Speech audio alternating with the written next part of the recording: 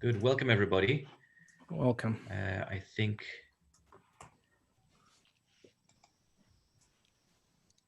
everybody's getting connected slowly but surely. We're seeing some microphones pop up.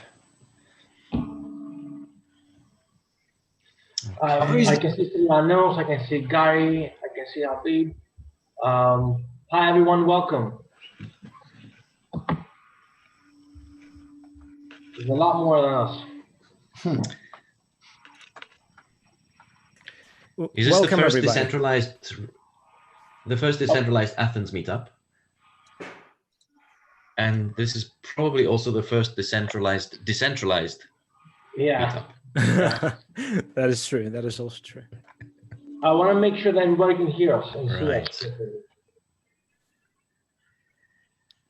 Let me check really quick if, okay, we are very good with YouTube live as well. YouTube is good. Yeah.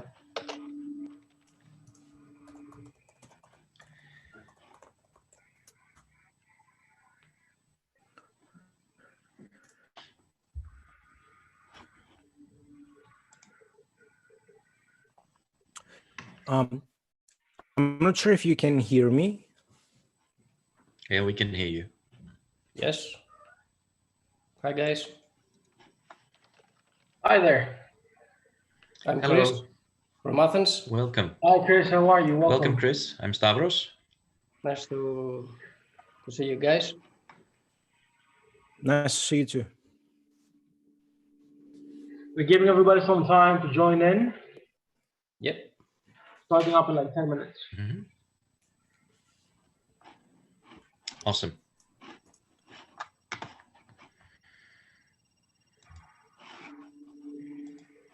Hello, Christophoros. Hi, can you repeat? Just plugged the earphones.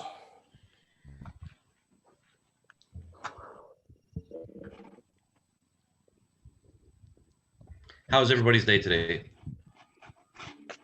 Good, good. The home prison, I suppose, for everyone. You can say that. There's a difference between prison In a sense, and yeah. right? There's It the is, thickness of the walls. yeah, it is how you feel always.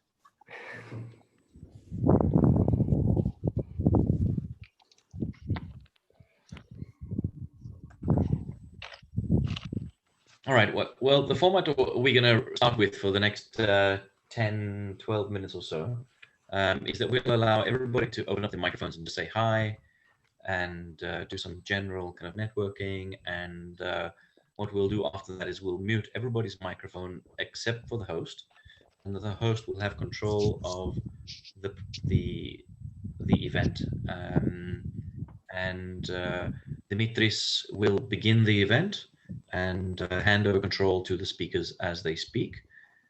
Dimitris will give us further instructions on how we can pose questions, and I can jump in whenever you guys need me to.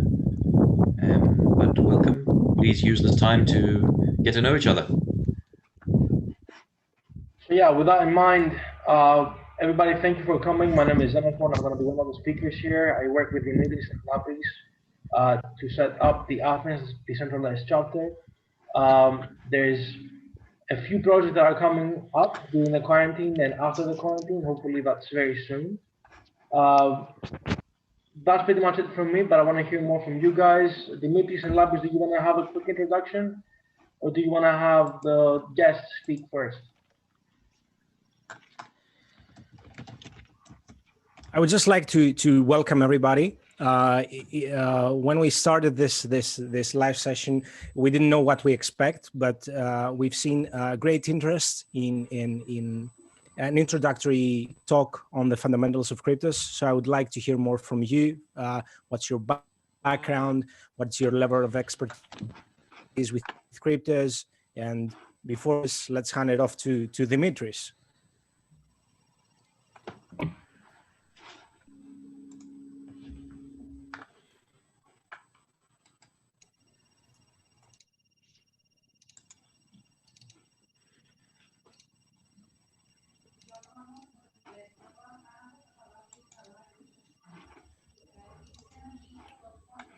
Just to make sure you guys can hear me perfectly, right? We hear you. Okay. Okay. Yes, you can. Great. Why not take advantage of this pre-session and whoever is on Zoom or YouTube, please let us know where are you from.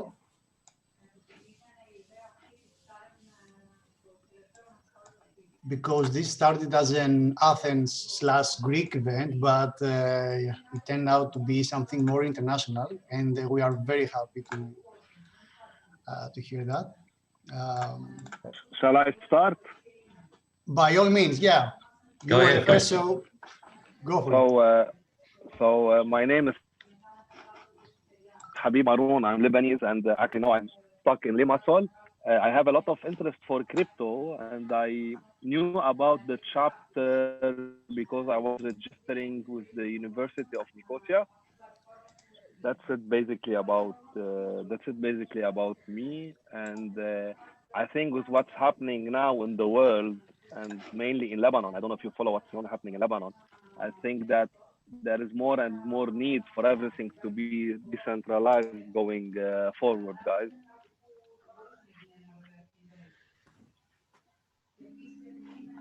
That's great, fantastic. I guess you are mainly, all of you are in Greece or from everywhere?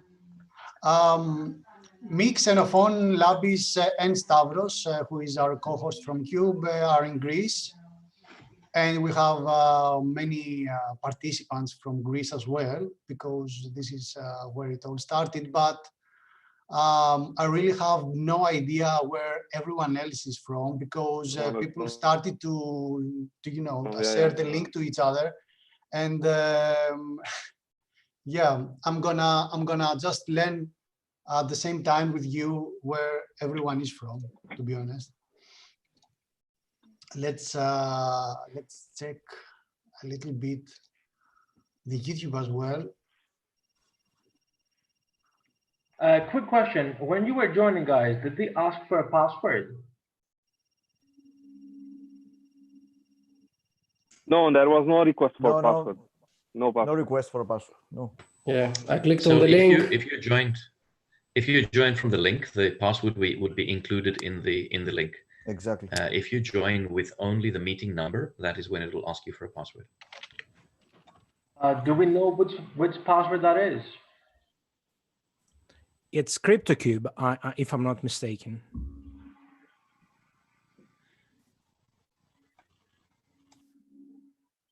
Okay, I gotta just make sure everybody Xenophon, knows. we need to talk about security. Yeah. Just giving a password like that out in the air like that. Okay, Vixero, unfortunately some people are having issues joining.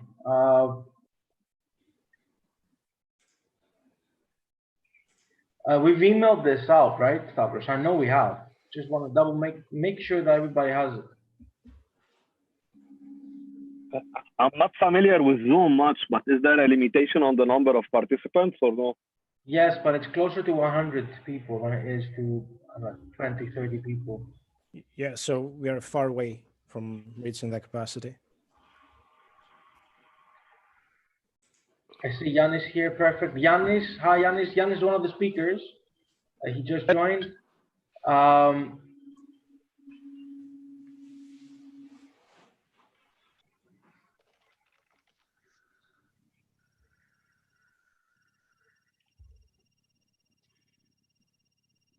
So I see that we have people from really all over the globe. It's from Italy, Australia, Trinidad, Hong Kong, Cyprus, Amsterdam, Mexico. Fantastic. This is really great. And in less than 5 minutes, we are gonna start this. And Dimitris, we have 60 people on the YouTube channel right now. Mm-hmm.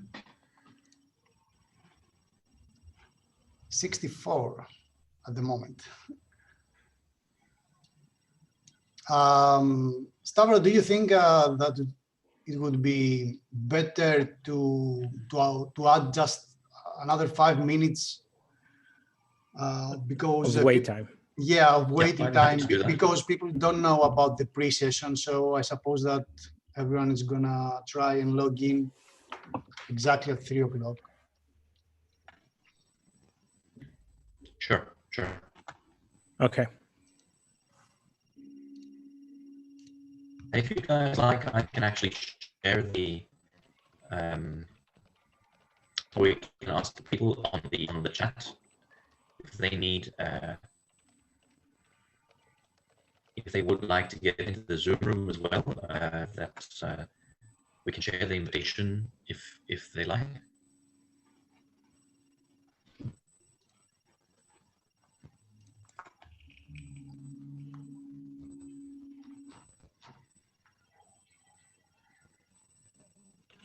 And one other thing I can share, sorry, Dimitris, one thing I can also suggest for you if you're going to be helping me moderate in the YouTube comments, that you lower your YouTube resolution to as low as possible, so we don't Right. download. Okay.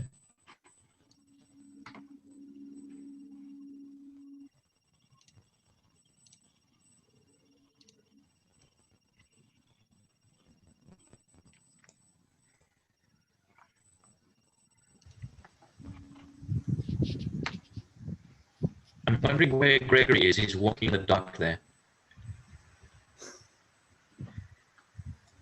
Hi guys. Some other time zone. Yeah, I'm speaking from Melbourne, Australia. Hello, Gregory. And it's kind of late here. What time is it there?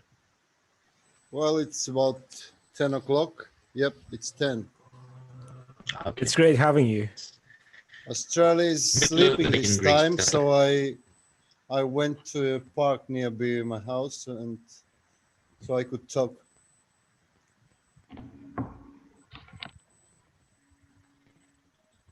Fantastic. Well, welcome, Gregory.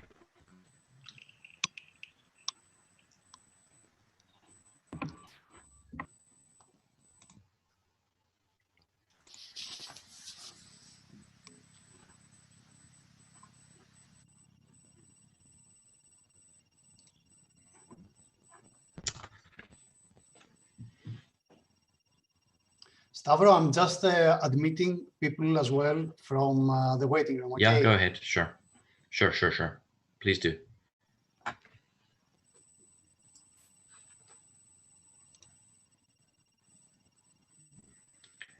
Welcome, Paul Morrissey. Thank you. Welcome. I'm looking forward to this. Where are you located, Paul? I'm in Liverpool, England. Very nice. Very nice. Thank you for joining us. Thank you. I did the first module of your crypto masters a couple of years ago.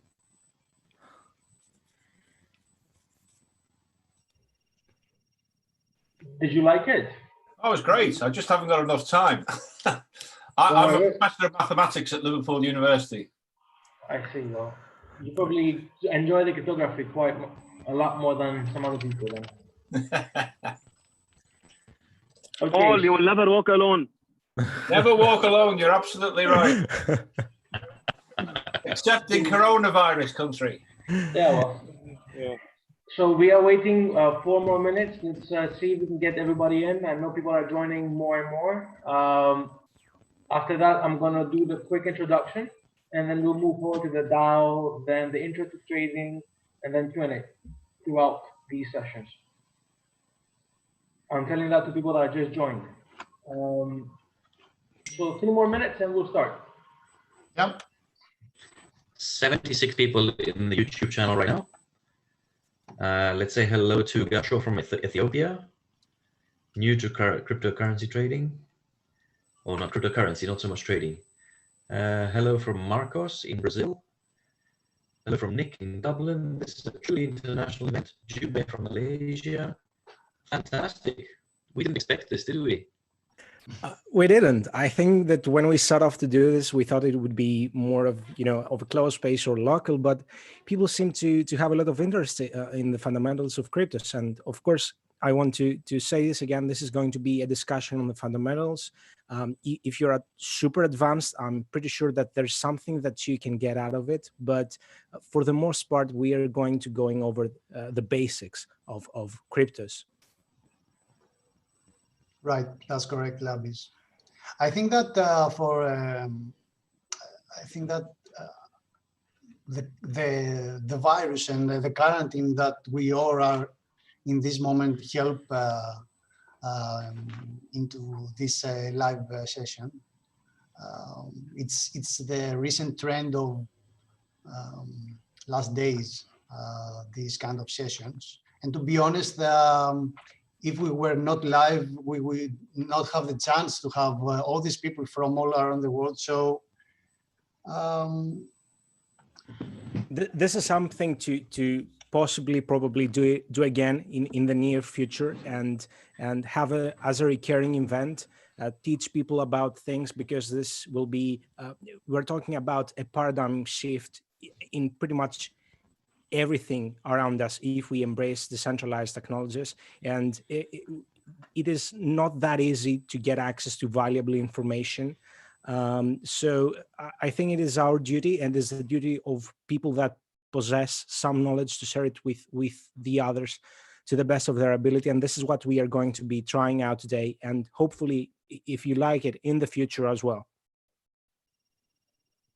Yeah, sounds great.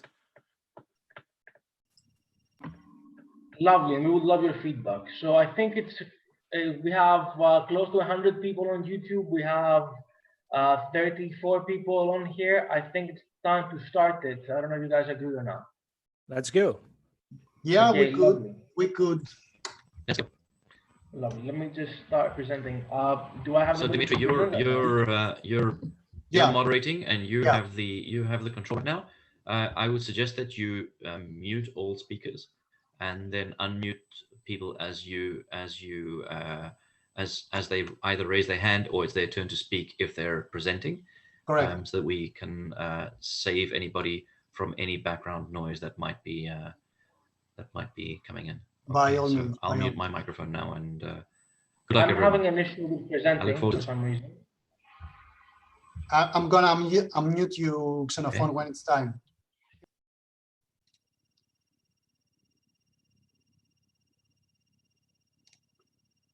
Okay, so I have muted everyone so as we don't have any unnecessary interruptions. Let's get this quarantine crypto party started. So my name is Dimitris Provatas. Let me also share some contact details so as you have them in the background. Give me a second.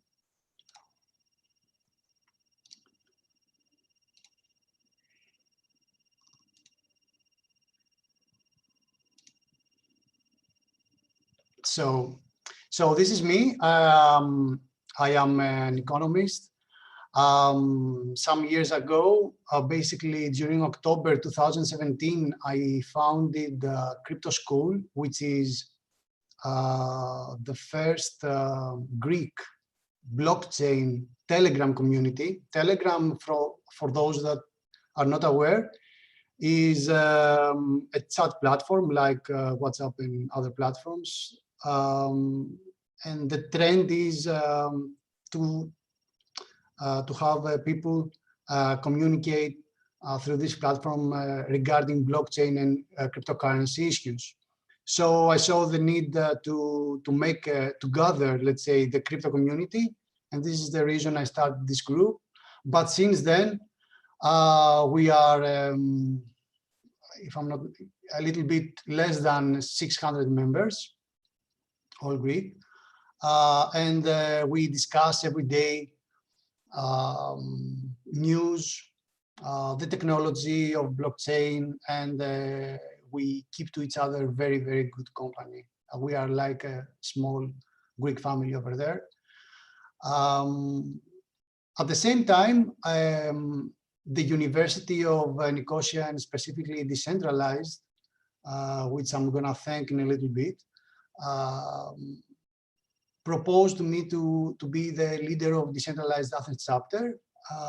And of course, I was more than glad to accept this. And since then, we got also on board Xenophon that he's gonna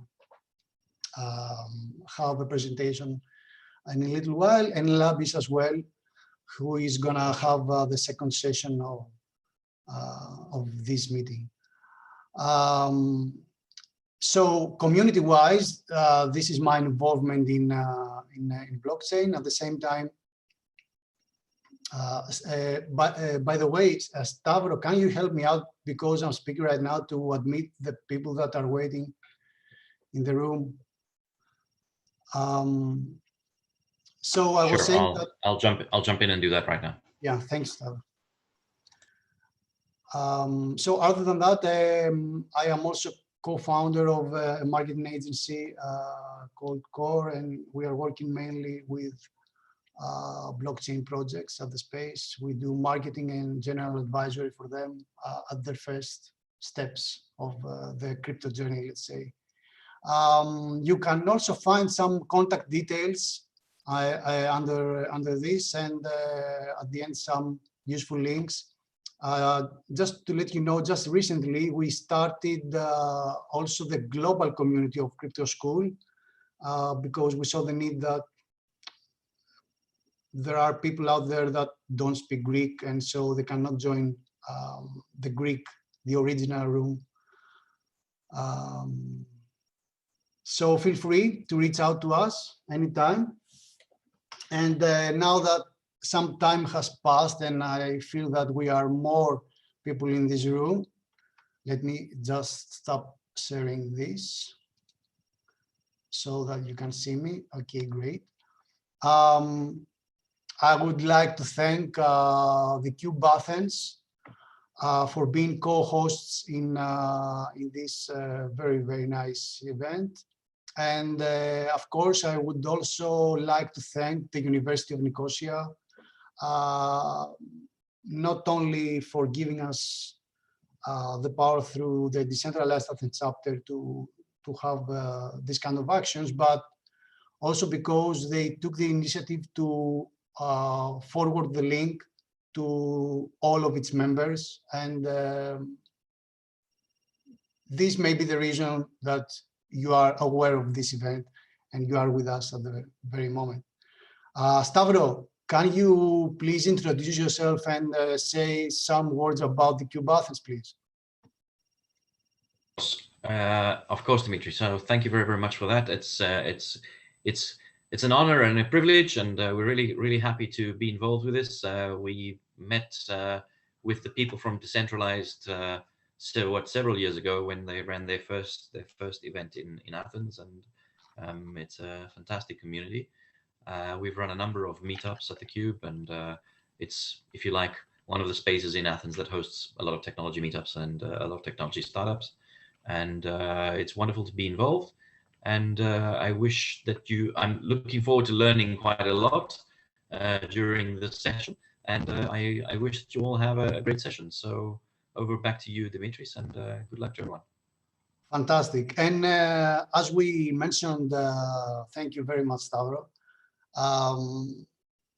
As we mentioned earlier, this is a very, very introductory course. Course is not the right word, but we have very, very basic information so as to trigger you, for those that are not familiar with blockchain, so as to trigger you to do some more digging in the near future. Because the issue that we face is that people have heard about blockchain and internet magic money like Bitcoin, but they don't actually know what this is about, and they don't actually know what blockchain is, which for me, outside of Bitcoin, which is a fantastic technological advancement and something that may, and I think will play a significant role in the future of our economical lives. But other than Bitcoin and the other cryptocurrencies, the thing here is that blockchain is here to stay because it is a technology with so many applications in real life. And it has solved one issue that humanity was facing from the very start, which was trust. So nowadays we can do things differently and more efficiently. Sorry. Regarding introduction, I don't think that I have something else to say. So Xenophon, I suppose that we could start. Please introduce yourself at the start and let's get the ball rolling. Lovely. Well, Dimitris, thank you for the introduction. Stavros, thank you for having us. Unique and everybody else for joining us. I wish you the best of health, and I hope you guys enjoy the presentation. I'm still having some issues sharing my screen, Dimitris and Stavros. If you can get me to be a moderator for a second. There we are. Perfect. So, as we were saying, again, thank you everyone for joining. My name is Xenophon Kontouris. I've been in startups since 2013, early 2014, and in crypto since around that time, but more so since closer to 2017 when the big peak and boom happened. I have my own startup in New York. I have a couple of entrepreneurial businesses in Greece, and I research and I study cryptocurrencies and stablecoins specifically. I'm going to be giving you a quick introduction on blockchain and cryptocurrencies and Bitcoin. So I think we just simply start.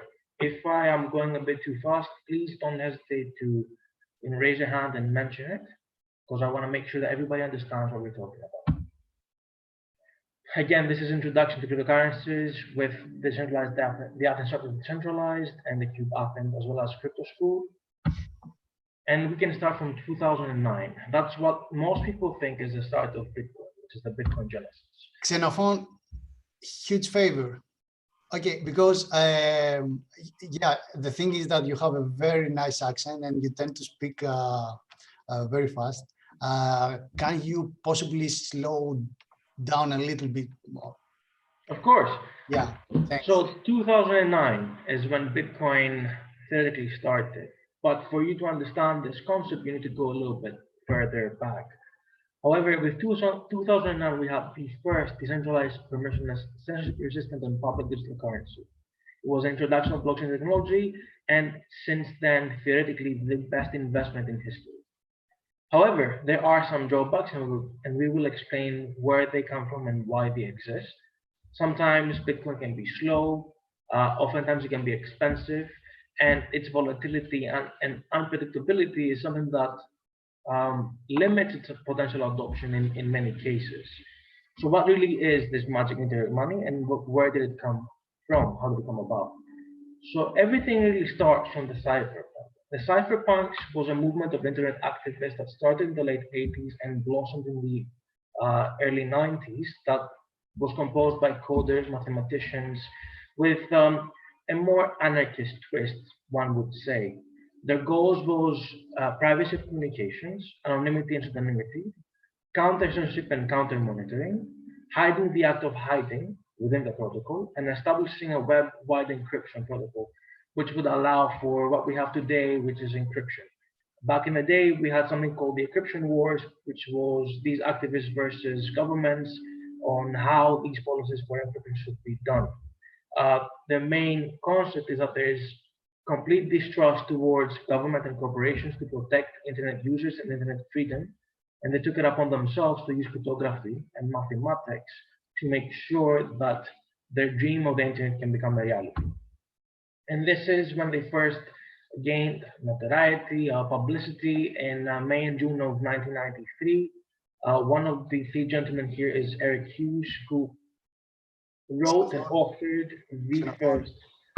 I'm getting some comments that you need to slow down a little bit. Sure thing. Again, this is the first time that cypherpunks were able to get the public attention. These were the three authors of the Cypherpunk Manifesto, and they started a movement that continued towards Bitcoin, which we will talk about just now. So everything really started for Bitcoin in October 31st, 2008. That was the first time that Bitcoin, the white paper was launched through a mailing list, which composed many of the people that were in the cypherpunk movement, as well as computer scientists and cryptographers. The network was produced in late 2008 by unknown members, which used the name Satoshi Nakamoto. We still don't know who these people are, if it was one person or many people. It is still a big debate in the community.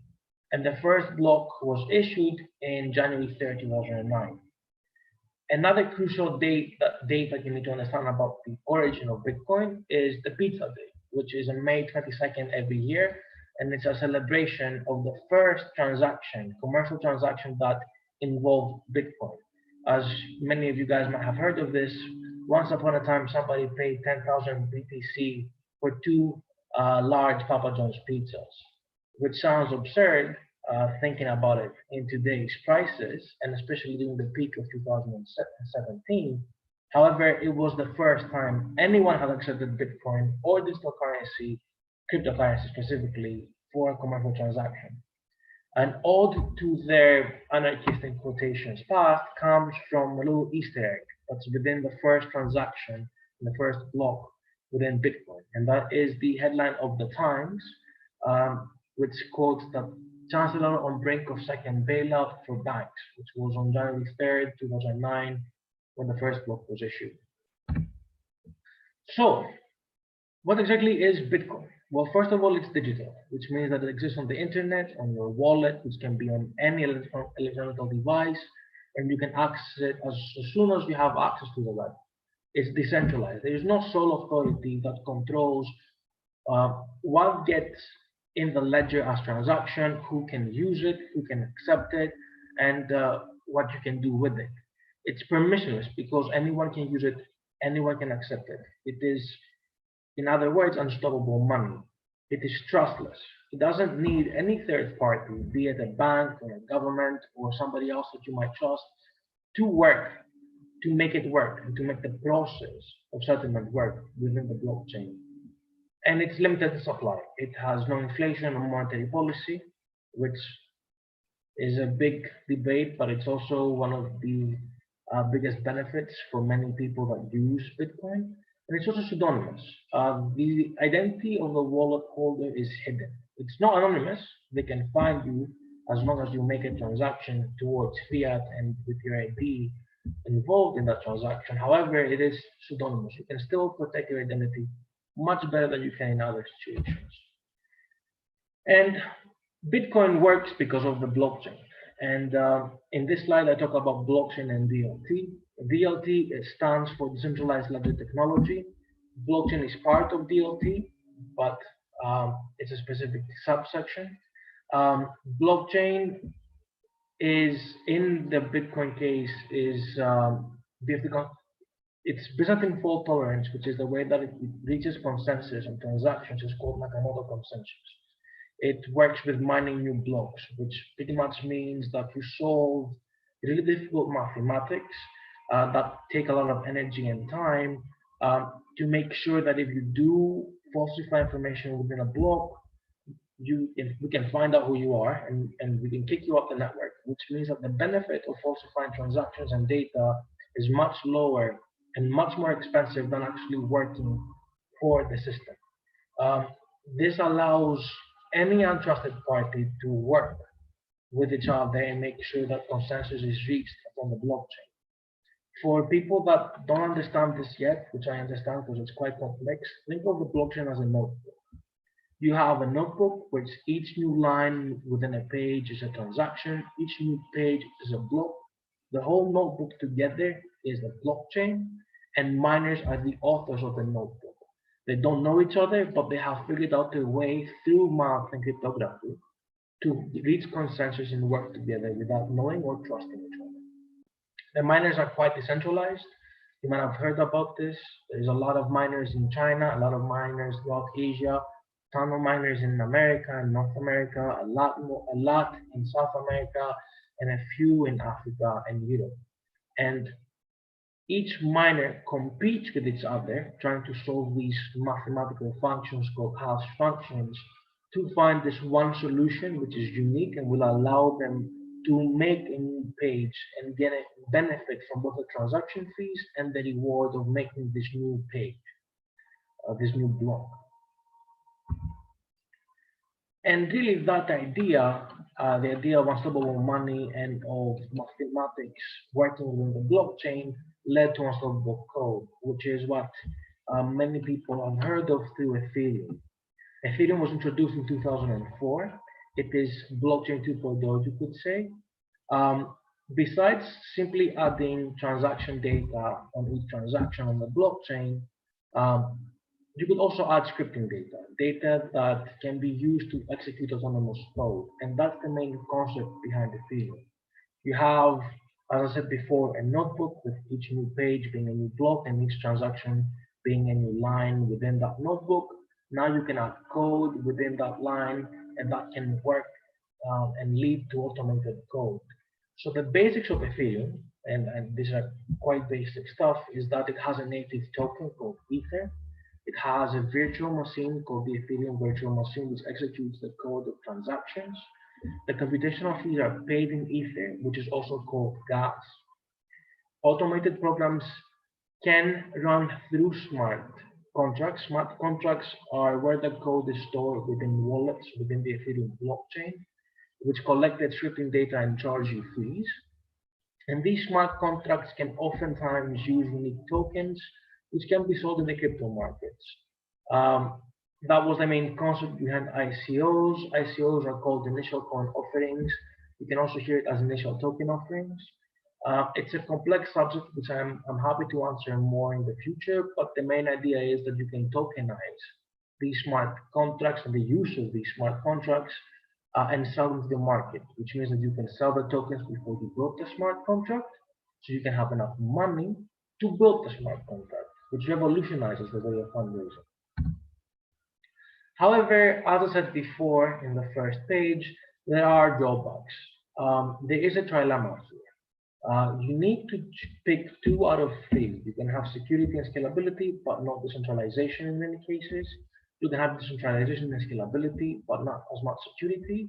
You can have security and decentralization, but not as much scalability. What this means is that for open systems like the Bitcoin blockchain, the bigger the system becomes and the more transactions it needs to get, the more math and computational time needs to be spent to make sure that these things are secure. So there is no perfect solution yet. There is a trilemma, and that trilemma will continue until there are some breakthroughs in cryptography and in computer science, which a lot of brilliant people are working on. For you guys to understand this a bit more, think about this in 3 levels, right? You have centralization on the left, which is the way that most traditional enterprises work, where there's one boss, one decision maker, and everything works as a ladder. You have completely distributed systems on the right, which is the perfect world where every participant can talk with any other participants without needing for any part of the centralization. And then you have decentralized systems, which combine a bit of both. It allows for nodes to help communicate with the local users, and these nodes themselves work with some other nodes. And there is the Goldilocks zone between centralization and distributed computing, which is decentralization. And that's what the blockchain really brought into fruition. So again, what are the benefits of owning cryptocurrency? Well, first of all, you are the complete owner of these assets. There is nobody that can take them away from you as long as you don't get hacked, or as long as you don't send them away by mistake. It's quite speedy and easy to use. It's not always super fast, it's not always super easy, but As long as you get to learn the basics and you get to use it a couple of times, you will see that it is faster than legacy markets and, for example, wiring money. It has tremendous potential returns on investment if you find a project that you like and you believe you have growth potential, and you get to own a part of that project through the token, and you can access these innovative applications before many other people have seen them. So you are in the cusp of innovation, as well as a few other benefits, which there's a lot of benefits in using them. That's why many people are excited to use cryptocurrencies. However, there are some shortcomings as well. Irreversibility for lost and stolen funds is one of the biggest issues. It's not like having a bank where you can call them and complain for fraud and they will help you get your money back after you lose your keys or your cryptos you've lost on crypto. People gotta hope that the person will send them back to you, but that I don't think that happens very often. And it gives you complete personal responsibility over what you do with your funds, which I understand in some demographics that might be quite hard, especially if you're older and not as technically adept as other people. You know, it's a double-edged sword. You have both the benefits and the shortcomings, and it's also quite volatile. It might lose its value within a couple of hours. It might increase in value within a couple of hours, which causes a flurry of other problems which are more economical. And I don't really want to get into this during the introduction of crypto. And a few other things that you need to know is that when you have crypto, you can store them in wallets. When we say wallets, we're talking about programs in most cases. There are many different types of wallets. Some of them are hardware wallets are like USB sticks that are there to store your crypto, and then you can remove them and hide them. There are software wallets, which can be desktop and mobile. Some of these examples are Exodus, Koinomi, which is a Greek project, which I recommend you guys check out, Electrum, and a few more. There are online wallets, which are a bit riskier. Coinbase, I see that I made a mistake here, I changed afterwards, is one of the biggest exchanges that also is a custodian of many people's crypto assets. Blockchain.info and more, as well as offline, which is the safest bet, really, is when you store your seed phrase, pretty much your private key to your money on a piece of paper, which nobody can ever hack or you can never lose as long as you have it somewhere that's safe. Also, it's important to mention exchanges. Exchanges is where you can buy crypto or exchange crypto for other cryptocurrencies. There are centralized exchanges which are controlled by a trusted third party, which increases risk, but they're much easier to use and have much more liquidity, like Coinbase, Coinbase Pro, Binance, and Bitfinex. You have decentralized networks like Kaida Network and Uniswap, which are exchanges that allow you to keep hold of your crypto while exchange them for other crypto.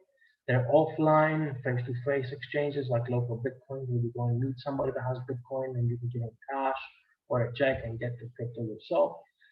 Wall of Coins is another good example where you can just simply go to a bank,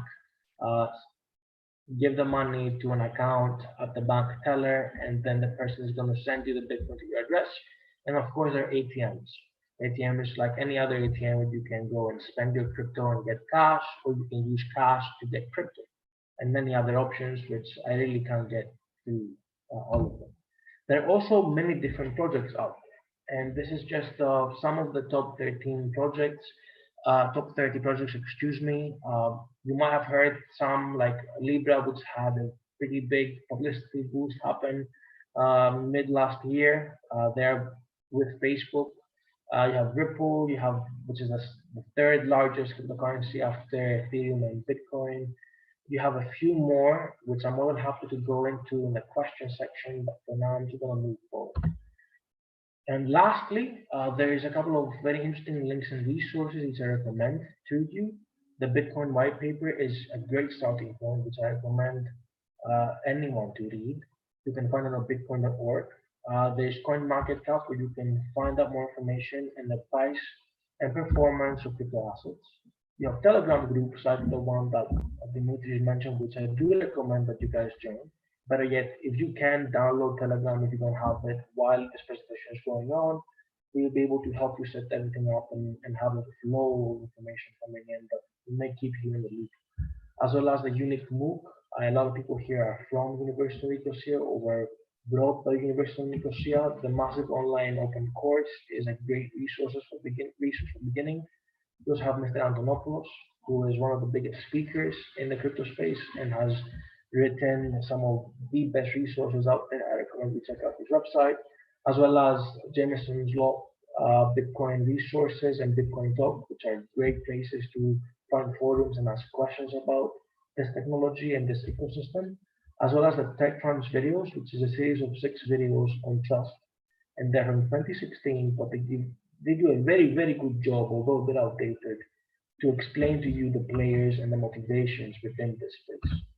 So with that, I thank you. I hope I didn't speak too fast.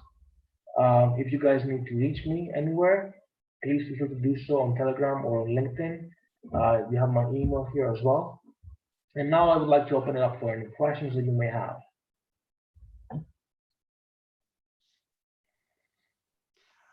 Yes, guys, please go ahead and write some questions that you may have.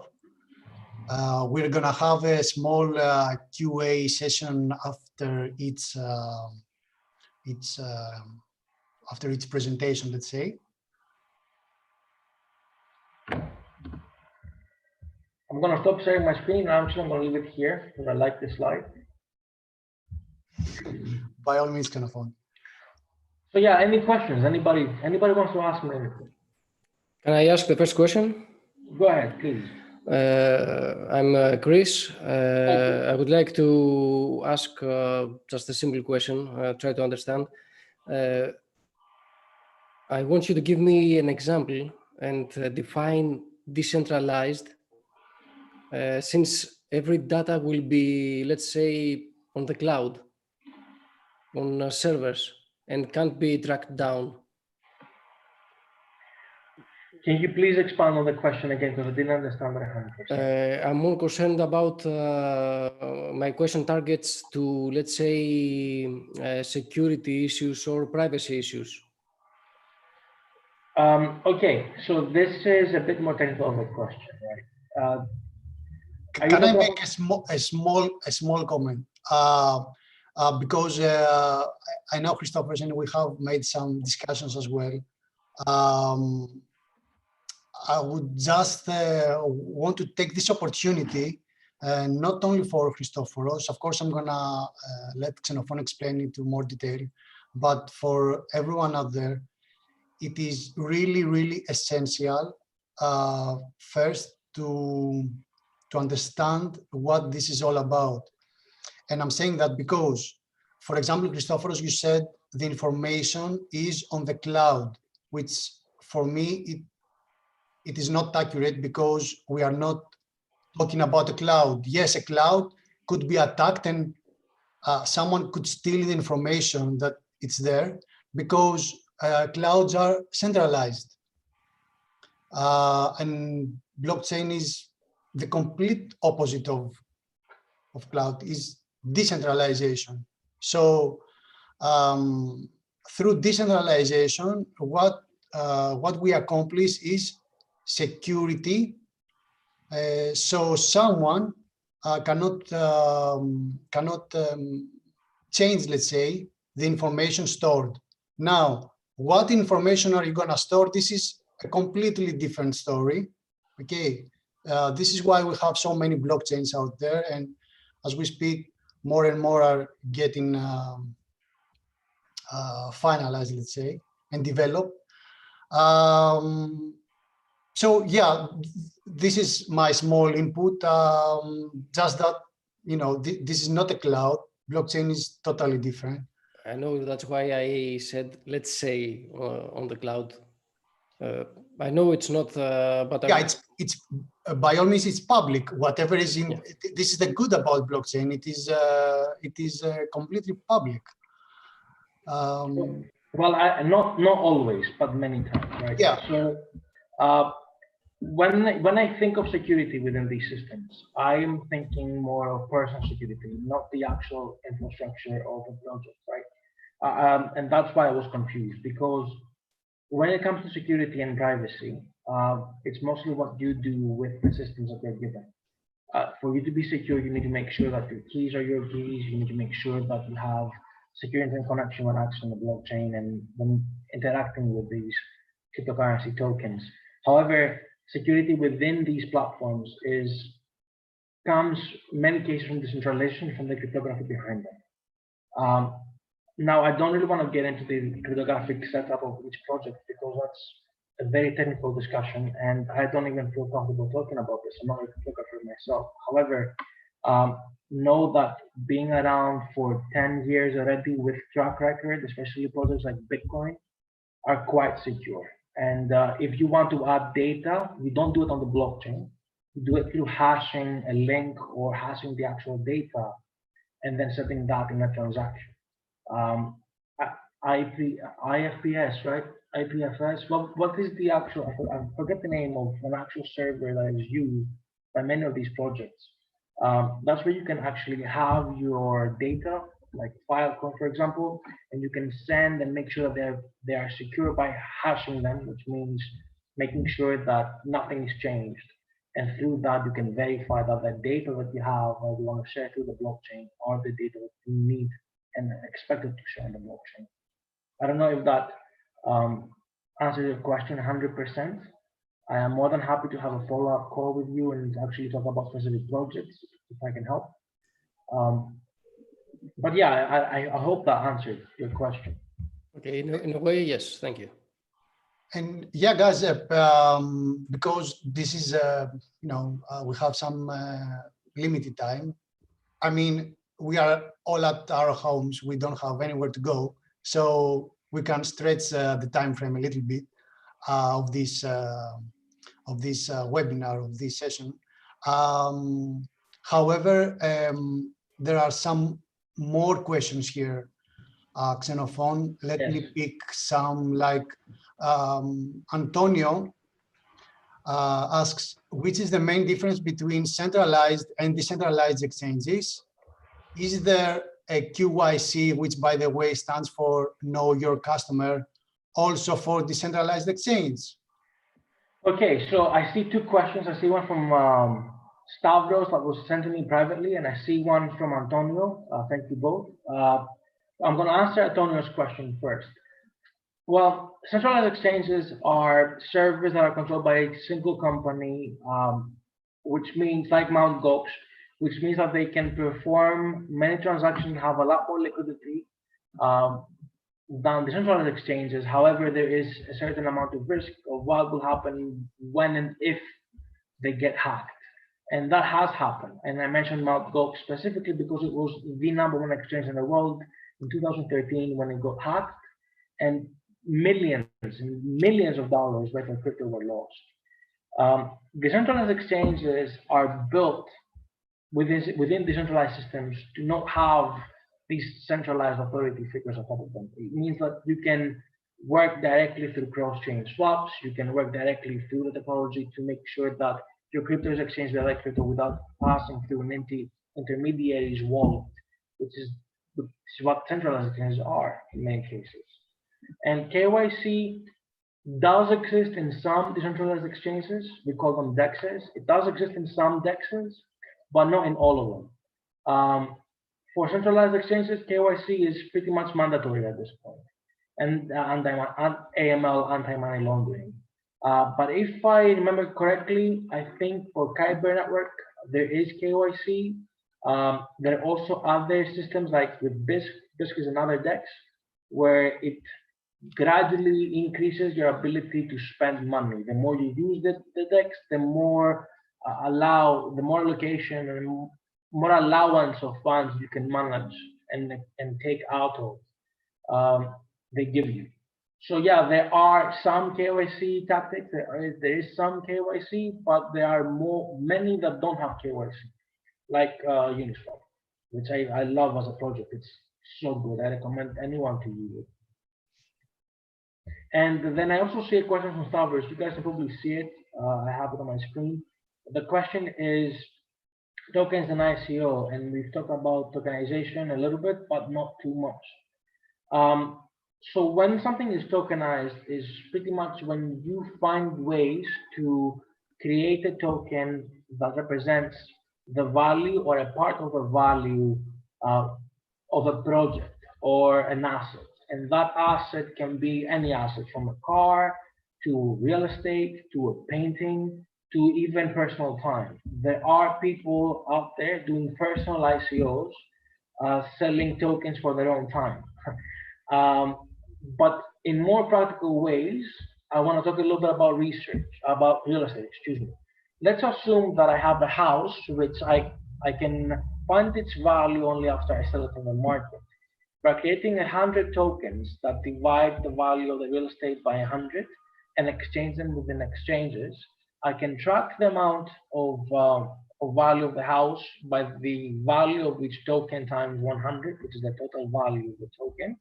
And I can also sell part of that land without actually losing control of the real estate. There's also ways to tokenize future developments or future development projects. For example, that you can sell tokens for a building or a casino that is going to be built and be able to raise money with that token and then build a casino with that money. And that pretty much revolutionizes the way of building real estate.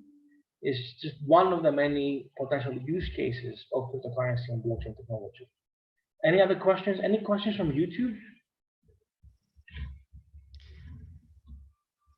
Xenophon, I want to take some of your time as we wait for any potential questions as well.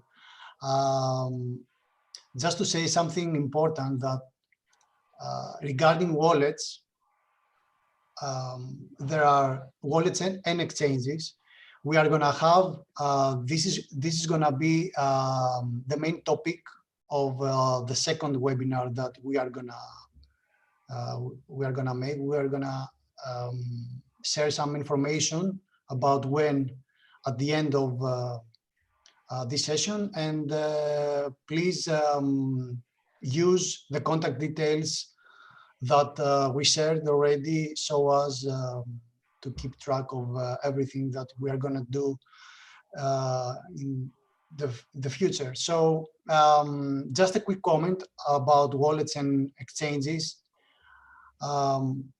So there are the centralized ones where you give power to third parties to store your coins, and you run the risk of something going wrong and losing your coins. Whereas in decentralized exchanges and some wallets, when you have the keys, then it is entirely your coins, and no one can do anything about it. So okay, lovely. We will have another meetup on this specifically, right? So yeah. we will have, this is going to be led by Dimitris. We are going to help anyone that's joined the next meetup create a wallet, make sure that they have their seed very secure without telling us, of course, make sure that they are able to pass through KYC for some of the centralized exchanges and use some of the decentralized exchanges. If you are interested in joining that second meetup, we are more than happy to send the link out. It's the date is not determined yet. We're more than happy to have that determined with a vote, but that's something that we can do at the end of the meetup. Dimitri, I have one more question here about Bitcoin, right? Sure, yeah. Let's, for the time being, let's say that this is the final question for your session. When we finish everything, we may have the time for further questions as well. Exactly. So one of the questions that I have here is about Bitcoin and the limit of Bitcoin now. So as most of us know, there's only 21 million Bitcoin that will ever exist. We are not even there yet. We are, I think, at 17 million now, or somewhere between 14 and 17. I'm not 100% certain. But the question is, what happens when we do reach 21 million and there are Bitcoins that are lost or idle for many years? People that lost their private keys, lost their servers, or people that died and couldn't send their crypto to the loved ones for more management. Well, that's actually a big drawback, in my opinion. That Bitcoin that is idle and lost is lost forever. It's lost for good. There is no way that anyone can print more Bitcoin. There is no way that one can access these Bitcoins without the seed phrase and private keys. So in the case, we know that Satoshi Nakamoto has around 2 million Bitcoin in his wallet alone. And we know that that wallet has been idle since 2010, which is when Satoshi disappeared pretty much from there.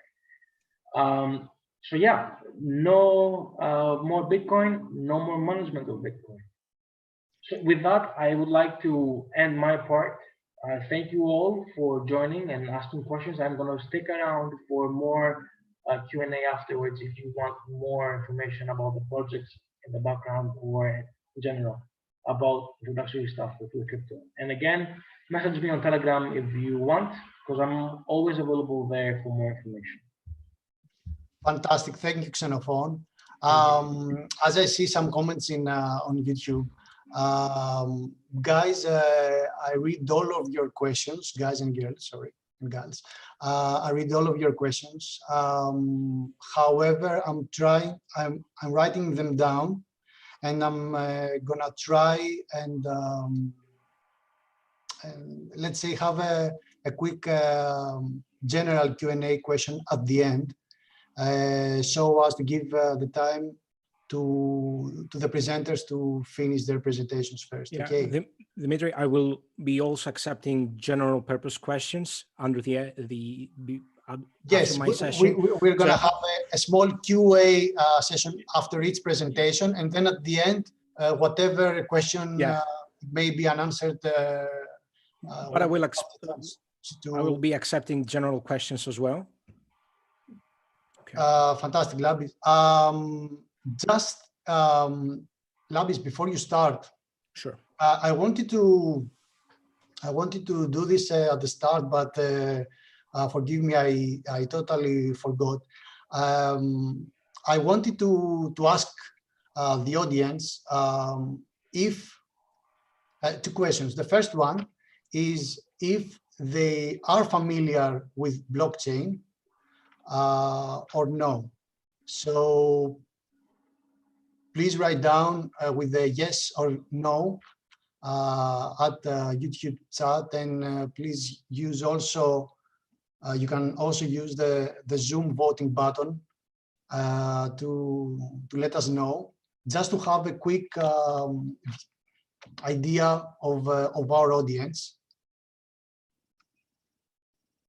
and also to have like a mini break before Lampis digs in what the decentralized autonomous organizations are.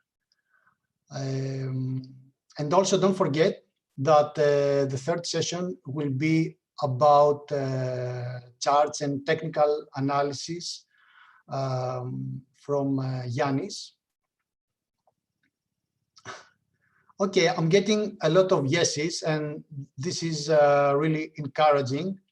However, for people that have replied no, I hope this is the right place to start your journey.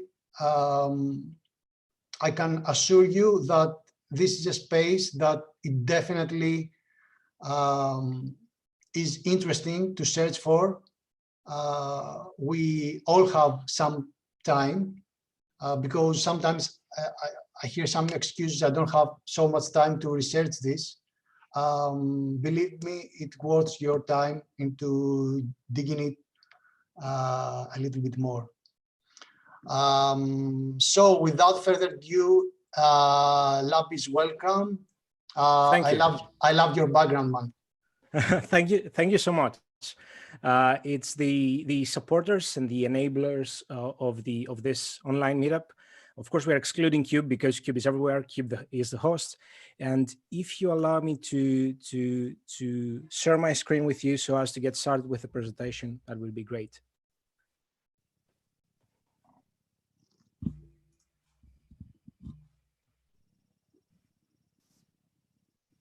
Labis, you are able to Okay. share it, I think. Can you try? No, I cannot share it with you.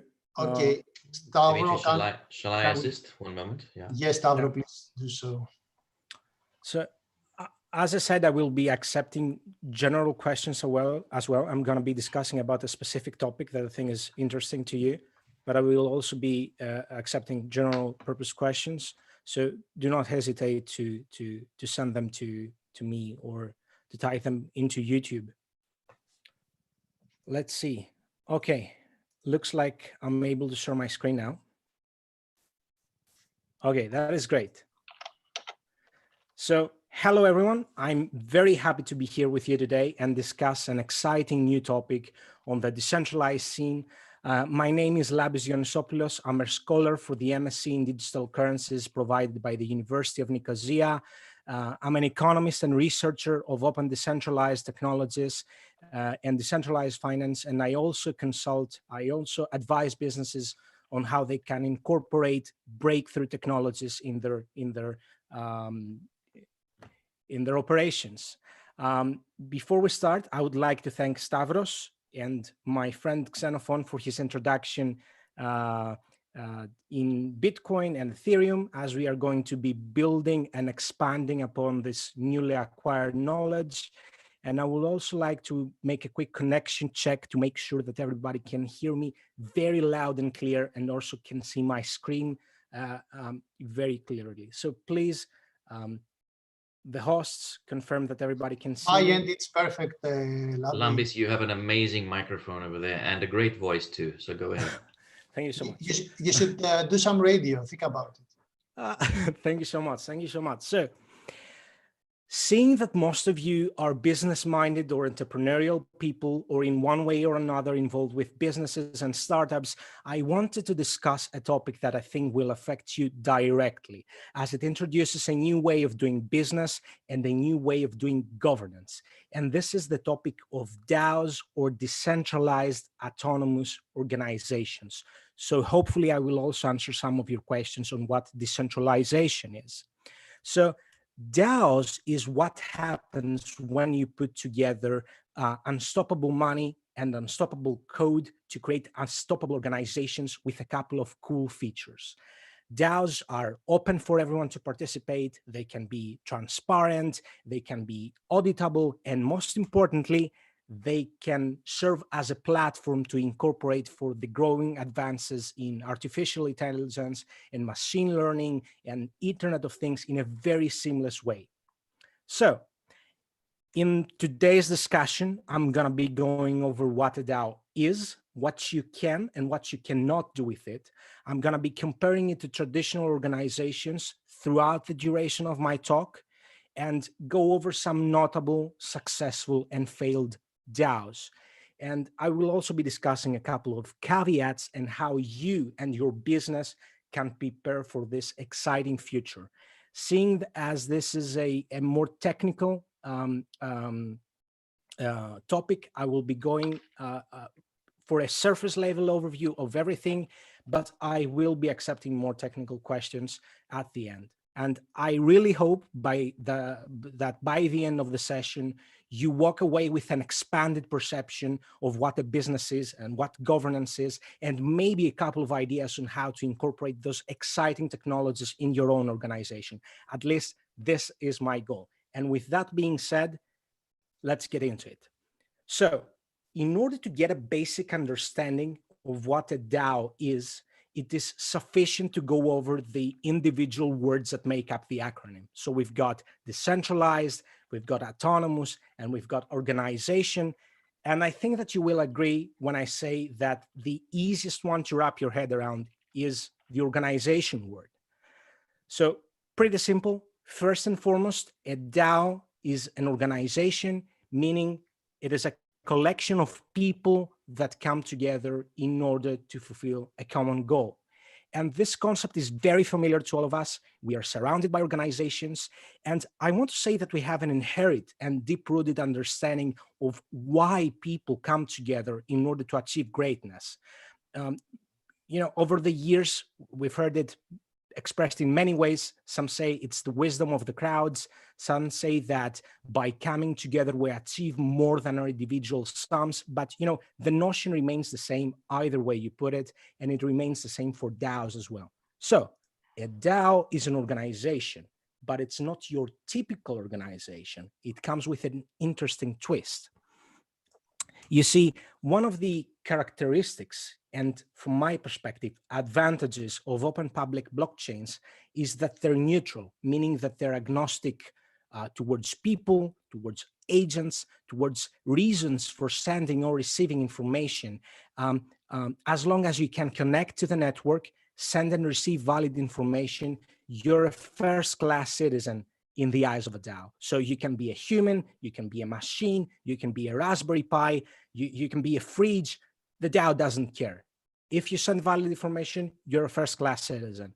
And this notion, of course, has given birth to one of my favorite quotes that I cannot help myself but include in all presentations, which is, on the blockchain, nobody knows you're a fridge. So to settle things down, if we revisit the definition of organization that I gave before, where I say that it is a collection of people that come together, in the case of a DAO, we can say that it is a collection of entities that come together to achieve greatness. And I want you to imagine what kind of greatness this is. Imagine having colleagues that are AI or Internet of Things devices. Imagine a world where code is a first-class citizen and is free to work with humans, and it's unbound from human jurisdictions, and software that can work together with each other on a single project. I mean, imagine in the healthcare industry, machine learning working together for a solution for a coronavirus vaccine. Habib, I'm gonna go over some notable DAOs in a while. So this is the first step.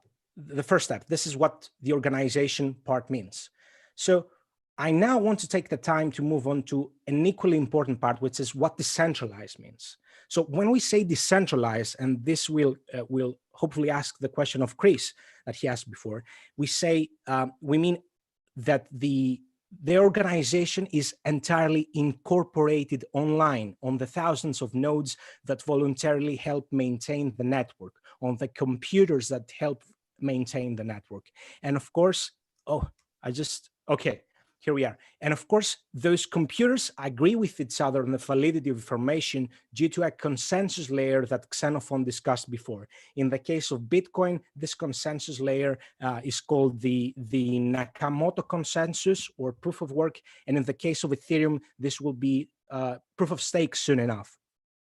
So this ensures that not only the information on the DAO is always valid, but also that the code that runs the DAOs, and I'm going to be discussing more about it in a while, is always executed in the same way. And since it's all public on a blockchain, there is no way for a DAO to cheat you or hide revenues or otherwise act maliciously unless it is programmed to do so. The last advantage that I want to mention is that there's no single point of failure. So this means that in the case of a global pandemic, a DAO would continue to operate uninterrupted. We're moving to the last part that to me is the most exciting part, and it is the autonomous part. So what does it mean? How can we fathom an organization that is completely autonomous? So a DAO is autonomous in the sense that there's no single human managerial entity actively governing the organization and making decisions based on research and market trends, and then exercising authority to actualize those decisions. It has no CEO. It is governed by, instead it has all of its business logic entirely written in code and executed in a very precise way by the nodes that maintain the network. So, and is also governed by the DAO shareholders.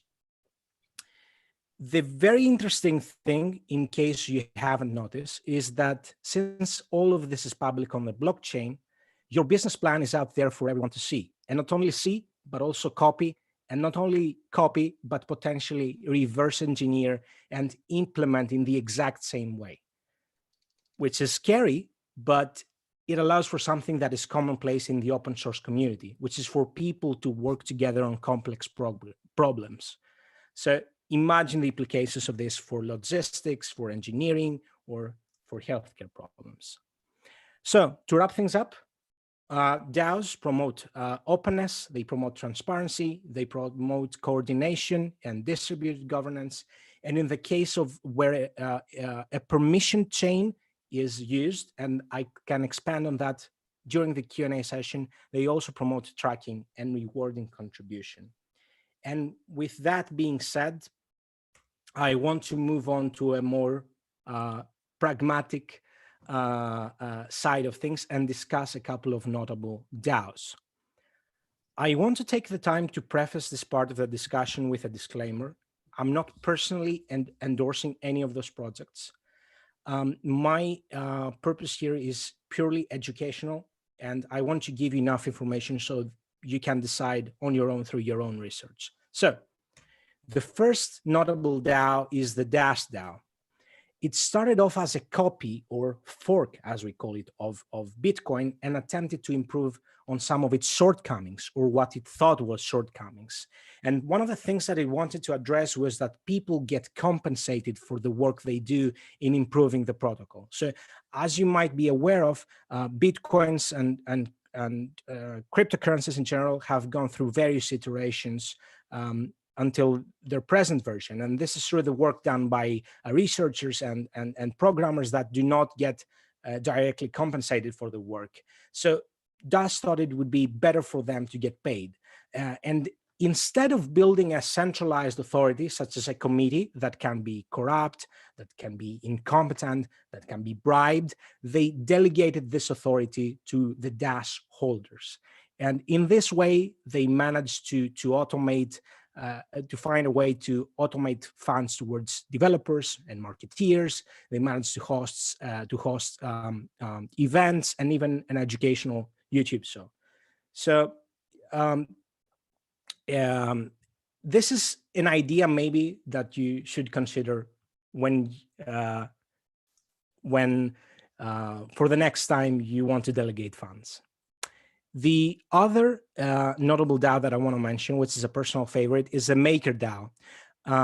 So Maker is an infinitely complex attempt at creating a stable coin, meaning a cryptocurrency that is always pegged one-to-one to a fiat currency. In the case of Maker, this is the dollar, and it uses the Maker token for governance. And the last one that I want to mention, give me a second. And the last one that I want to mention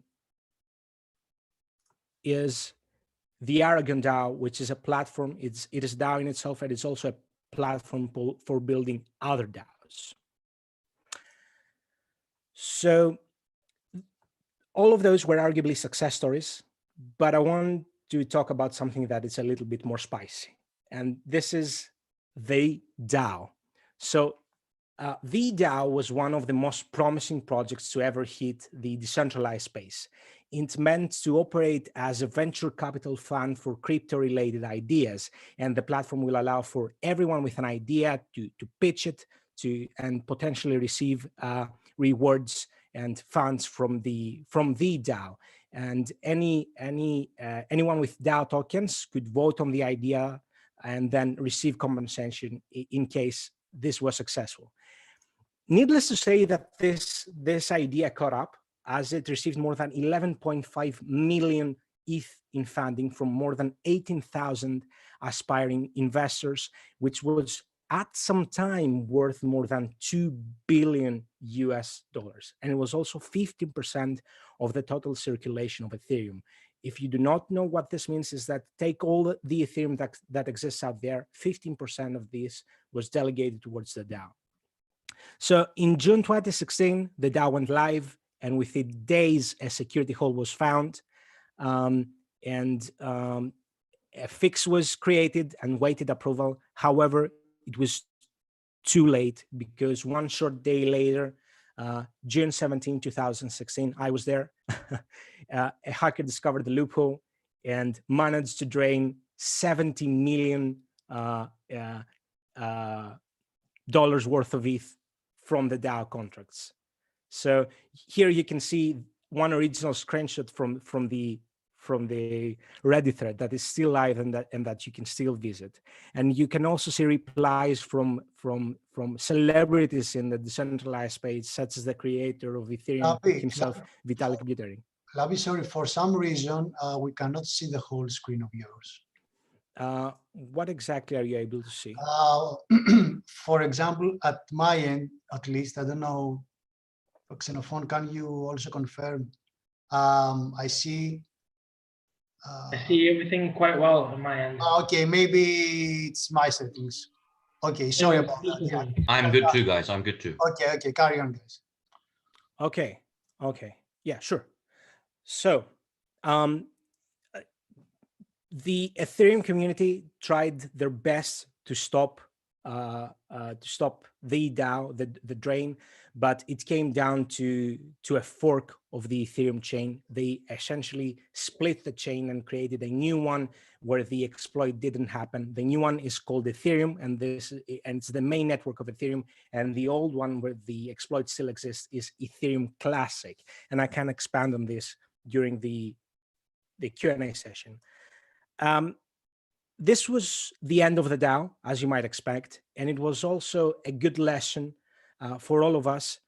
It taught us that when you use unstoppable money and couple it with unstoppable code to create unstoppable organizations, this can lead to unstoppable exploits.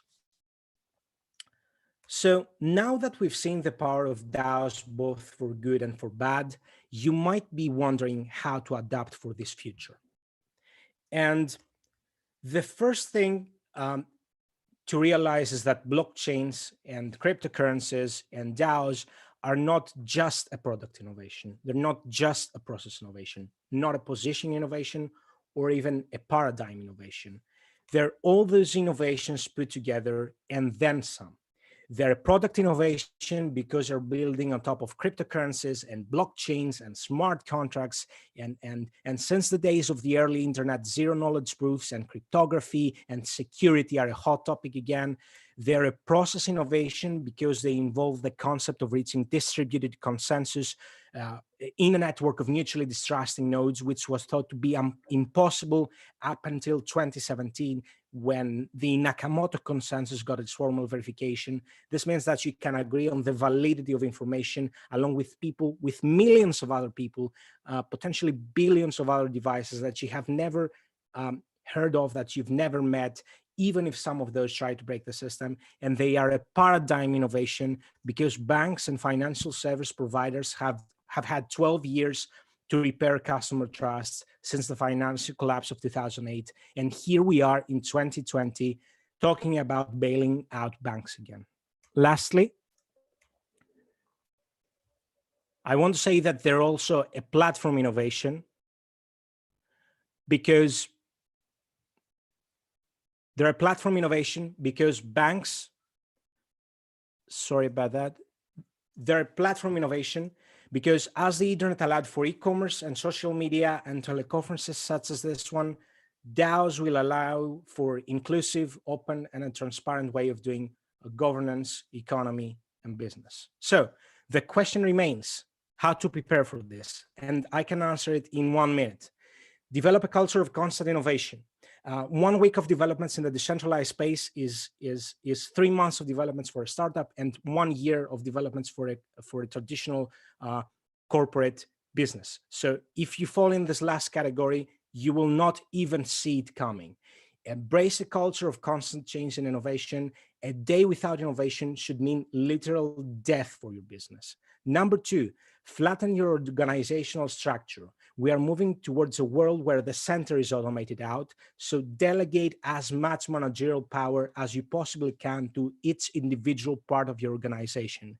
And the most important of all is tip number 3, which is to start learning and start embracing open decentralized technologies and their implications for our worlds. Do not invest in Bitcoin. Do not invest in Ethereum. Invest in education. because education is the only thing that cannot lose 80% of its value overnight, that cannot be lost, that cannot be confiscated or stolen. And by investing in education, you invest not only in Bitcoin and Ethereum and smart contracts, you invest in all of those things at the same time. And most importantly, you invest in your ability and your organization's ability to pursue all future roads. I hope this online discussion was the first step to you towards this direction, and I want to take 2 more minutes of your time to suggest some future steps. Join Cryptoscholio, which is the first, and to my heart, the largest casual Greek community for crypto discussion.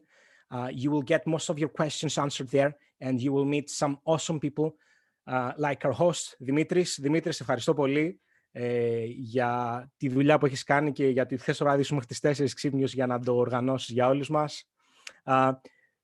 Join some of the online courses on blockchain technology that are provided for free.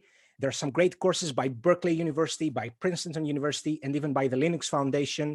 And of course, we cannot go without mentioning the massive online open course provided by the University of Nicosia and taught by 2 leading experts in the decentralized space, Antonis Polemitis, Andreas Adonopoulos, and coordinated by Dimitris Tseas. All of those people are great teachers. They do not need my endorsement. They're worldwide renowned professionals. So once again, my name is Labis Ioannisopoulos.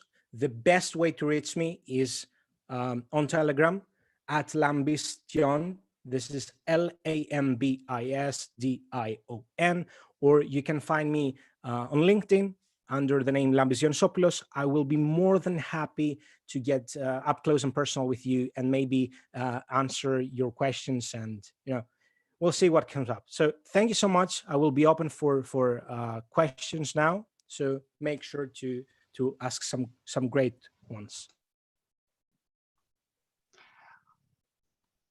So everyone, please go ahead and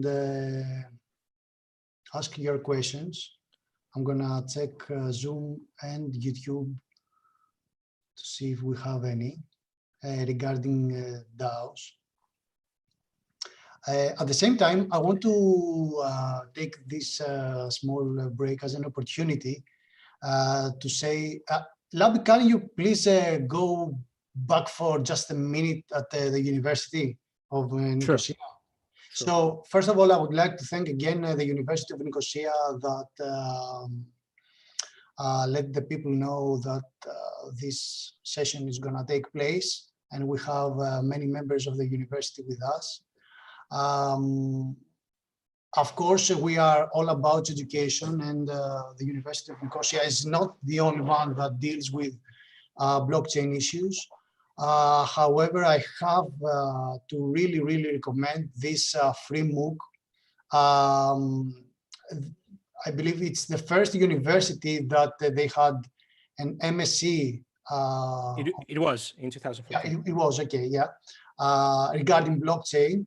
So huge respect and kudos for this. And part of the first part, I think, of this MSc is this free MOOC.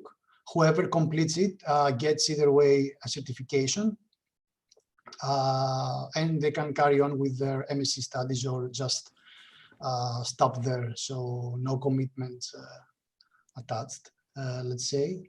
I just wanted to say some few words because it happens for me to be the ambassador of the University of Nicosia for Greece as well. It is one of the many hats that I wear. Yeah, I have this. Yeah, but since you refer to community, Labi, yeah, Crypto School is a group that it happened to create. It is there are many communities out there, and as I say, there are not. Yeah, I said it wrong. So there are many communities. I'm seeing a lot of questions coming in. I'm not sure if you want to add something else, Dimitris. We will. I just wanted to say that for me, the blockchain community is one, and it is expressed through many channels. Either this is Telegram, Facebook, or other platforms as well. So let's see, Labis, do you see? Yeah. I have a couple here. So, okay, so we've got somebody asking, are there some recommended platforms for creating a company like DAO? So, a couple of things that I want to address. Not many platforms. I included one in the slides. It's called Aragon. It's a DAO in itself, and it's a platform for creating other DAOs. It has a couple of templates that you can use that automatically trigger smart contracts and create a decentralized autonomous organization for you with functions that you can choose. This is an exciting project that I have used in the past, and I would be more than happy because it's infinitely complex, and you need to have at least a very good understanding of wallets and how to do transactions and a little bit understanding of smart contracts. I would be more than happy if you want me to go over a tutorial on how to create your decentralized autonomous organization. We can do this in the future. Where can you go to read of Aragon? If you just type in Google Aragon, you can, I'm pretty sure that you will come across their white paper and countless documentations on how you can create your own. So another question that I saw was, can you please briefly explain the concept of DeFi? Okay, that is a great question. This is one of my favorite subjects to talk about. This is a huge topic. So it makes me happy to see people that want to be involved in the decentralized space. So DeFi is an umbrella term that characterizes a collection of technologies and a collection of problems that mimic the traditional functionality of banks and financial service providers, but they do it in a decentralized way. Now, they don't only mimic it, but they also, on top of it, add some expanded functionality. So one of the main implications, one of the main applications of DAO are stable coins, which I discussed. One of those stable coins is DAO, and it is a very exciting project. So imagine this, through a DAO, through a decentralized autonomous organization by people and machines that don't know each other, the maker DAO is able to create a cryptocurrency, okay, that is backed by a basket of collateral and is always stable against the dollar. And this is a prime example of decentralized finance. Another prime example of decentralized finance is decentralized exchanges, where you can switch from one crypto to another. And this is very popular with ERC20 tokens. Those are Ethereum tokens, by utilizing breakthrough technologies such as cross-chain atomic swaps, which they're immensely complex to go over, but you use time-locked smart contracts and signed transactions. And this is something that I can get into at some point in the future if you'd like to learn more. It is a whole session of its own. I'm also reading about has any process been made with the legal recognition of DAOs to replace companies? So the question to that, so in order to answer this question, you have to well, it depends on the jurisdiction and it depends on many things. There hasn't been enough developments in the space to even recognize smart contracts as legally binding. And there are a couple of projects that are working on it, like Codra with the Ricardian contracts, which are both human and machine readable. But up until now, the only way, and I'm not a legal expert, but the only way that I can see where you can have something recognized in court is to have an offline contract, include information of the online contract or the DAO to the offline contract, and then include information of the offline contract back to the DAO or smart contract, and in this way sign it and prove that it was your intention all along. Again, this is very complex, and this is something that I would like to have much more time than we actually have to go into. So I'm not sure if you can see if I'm seeing any other questions. I am scanning. Guys, I think after the wallet and exchange one, we should definitely do one about DeFi, because DeFi. Yes, by all means. Maybe we combine it as well, Xenophon. Maybe wallets is the first sub-session and DeFi is the... But if you wanna chat DAI, if you wanna learn more about DAI, just hit me up. I love talking about those kinds of things through Telegram or through LinkedIn. I will spend some time with you and address all of your concerns. Do not hesitate to do it. Guys, I would suggest in a future meetup, maybe in a couple of weeks or whenever it is we decide to do it, that we perhaps, do a type of unconference format where we have separate rooms for separate levels. So we have, some very advanced rooms so people can talk some advanced technical subjects, and then some very basic levels for the introductory kind of stuff, that tutorials that newbies are getting into. This has been very, very good though. And I should just make one little point. There was a point where Lambis was speaking Greek, and I want to just translate that, because he was saying thanks very much to Dimitris Provatas for putting in so much work and staying up until 4 a.m. This morning to make sure this is all working. So I want to be sure that our non-Greek speaking friends have complete understanding of what's being said in Greek.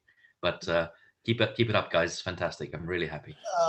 Many thanks, but I have to say it is collective. Cube helped us a lot, so thank you, Stavros. The university helped us a lot, and of course, it's not only me; it's Labis and Xenophon who took this time and did this presentation. And let's not forget Yannis, who also made the presentation, and you haven't seen anything from him. I'm gonna hand it off to Yannis and Dimitris and Stavros. Thank you so much from the bottom of my heart for being here today. And I hope to see you in a future meetup.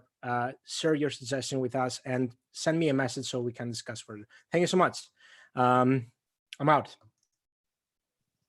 Yannis, are you with us just to check if everything is okay at your end? Yep. Can you hear me? Is everything okay with the sound? Perfectly, and we can see you as well. At least I can see you. Okay, perfect. So should I begin? Yeah, by all means. Yeah. Please go ahead. Please give me the access to. Yeah, Stavros, can you please allow Yannis to share his screen? Just give me 1 sec, guys. Yep. Yannis happens to be right at the bottom of the list because of the Y in his surname. What can you do? There you are, Yannis. Go ahead. Yeah, thanks. So there we go. A couple of words about me before I start. Give me a sec.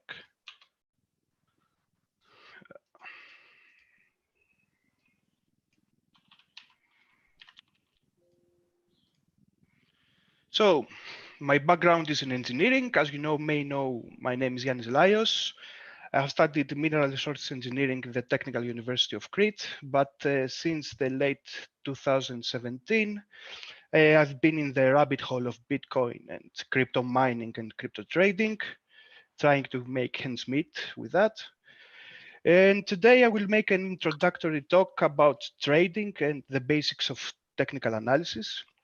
By all means, you will not learn to trade by this talk, nor to do technical analysis, but my hope is that you will have the right, let's say, intellectual triggers to search about the right topics in order to progress as a technical analyst or a trader. So what is the outline of my talk?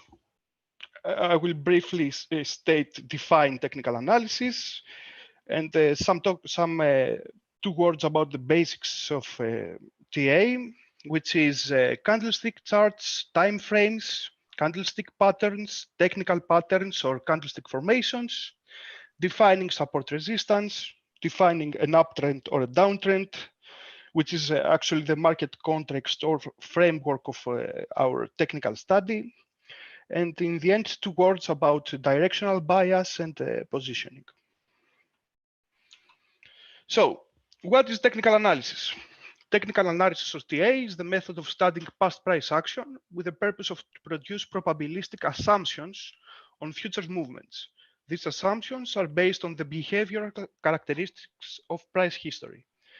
And I want to say that there is no technical analysis that can produce forecasts. Anyone that makes forecasts with technical analysis is probably pulling your leg. So a general example, we can see at the left-hand side of the chart, which is the Bitcoin chart, a technical pattern, which is called the inverse head and shoulders. This pattern does not predict future movements, but statistically, it tends to break upwards. So we have a clear target for this technical pattern, and we have also a risk. What is risk? Risk is the money we're going to lose if we enter the trade. And this is the right mindset of a trader. This money should be always considered lost when we enter a trade. Technical patterns sometimes work, as in this case, where it gave us a 30% upwards movement, but some other times technical patterns fail. So it is important to define risk.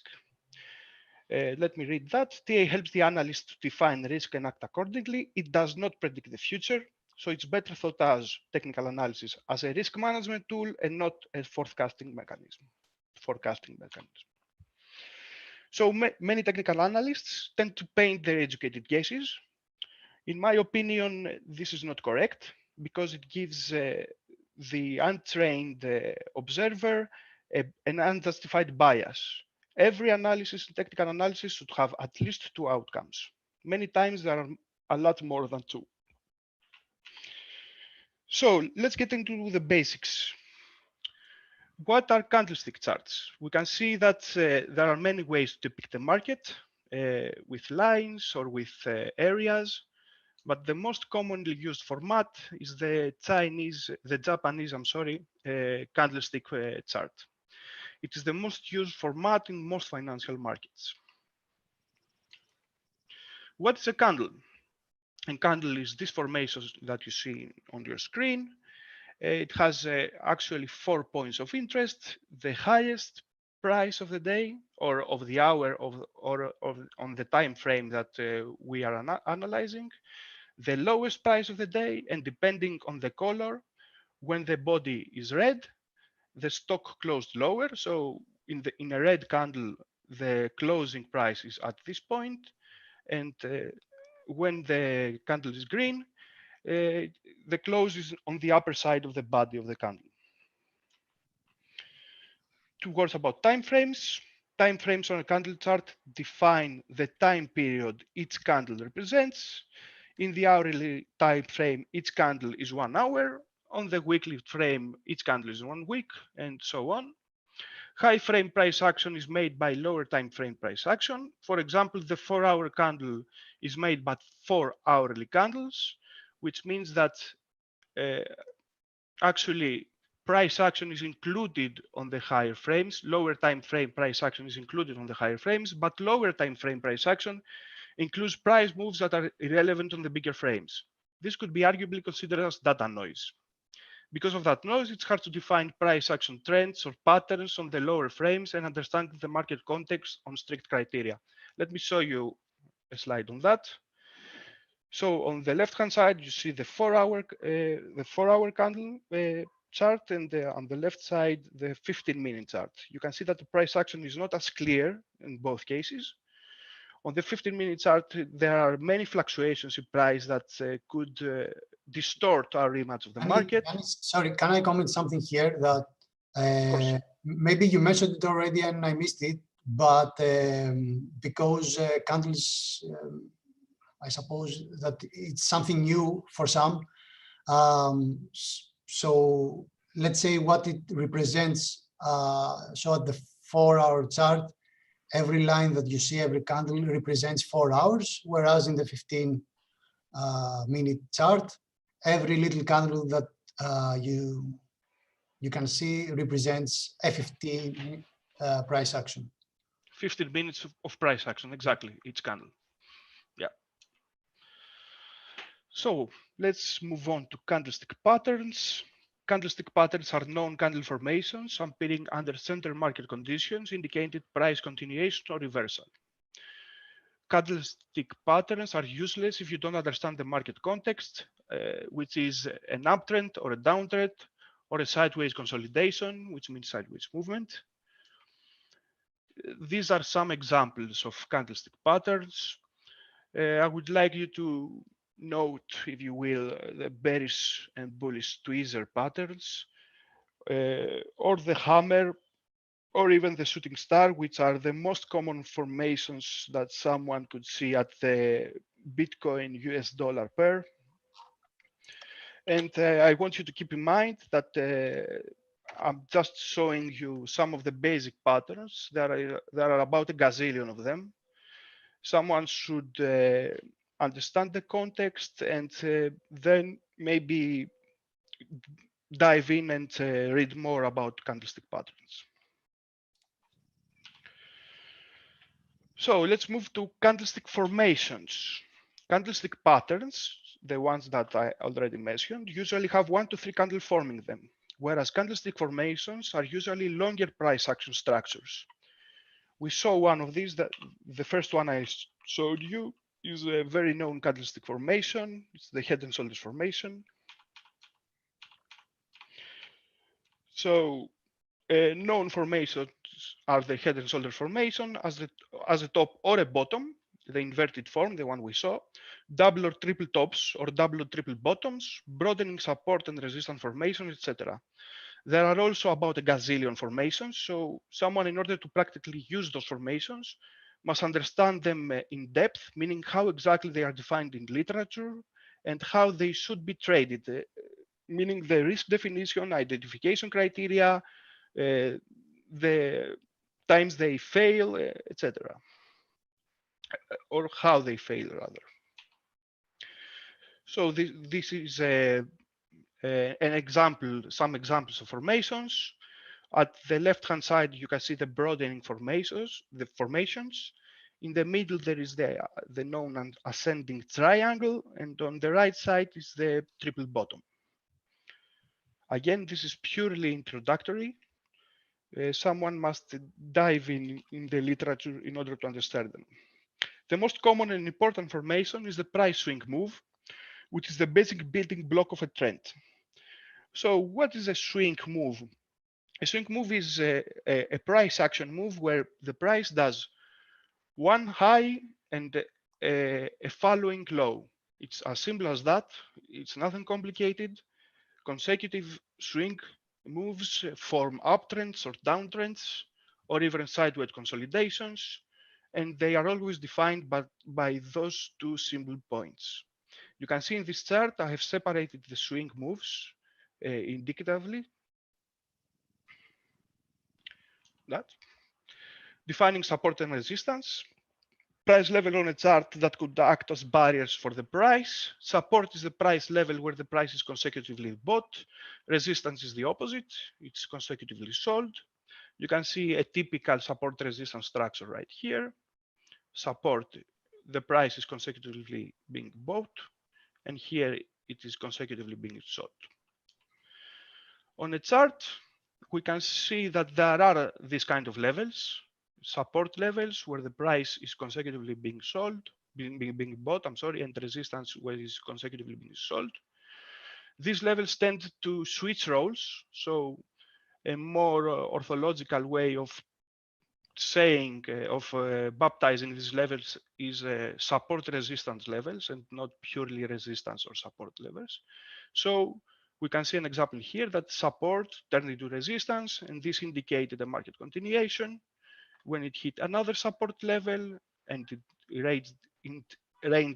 ranging sideways, where the level is broken at some time, and then it is again retested as support, which is a good indication of price continuation upwards.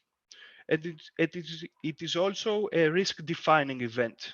So we could define our trade risk by this level exactly. And you can see here, a moment later, the level did paid off. The support, the level turned into support, and it went upwards when it hit a previous support level, which is also tested as resistance, and it has begun.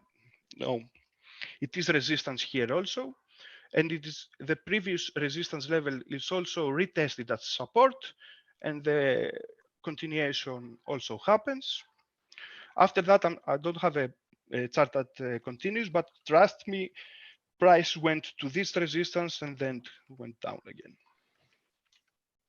So defining an uptrend or a downtrend. When the overall direction or framework of study of an asset is upwards, it is described as an uptrend. Consecutive swing moves tend to create higher highs and higher lows. As long as this order stays intact, the uptrend should continue until it doesn't. The same principles apply for a downtrend, but in the opposite direction, meaning that the consecutive swing moves create lower highs and lower lows.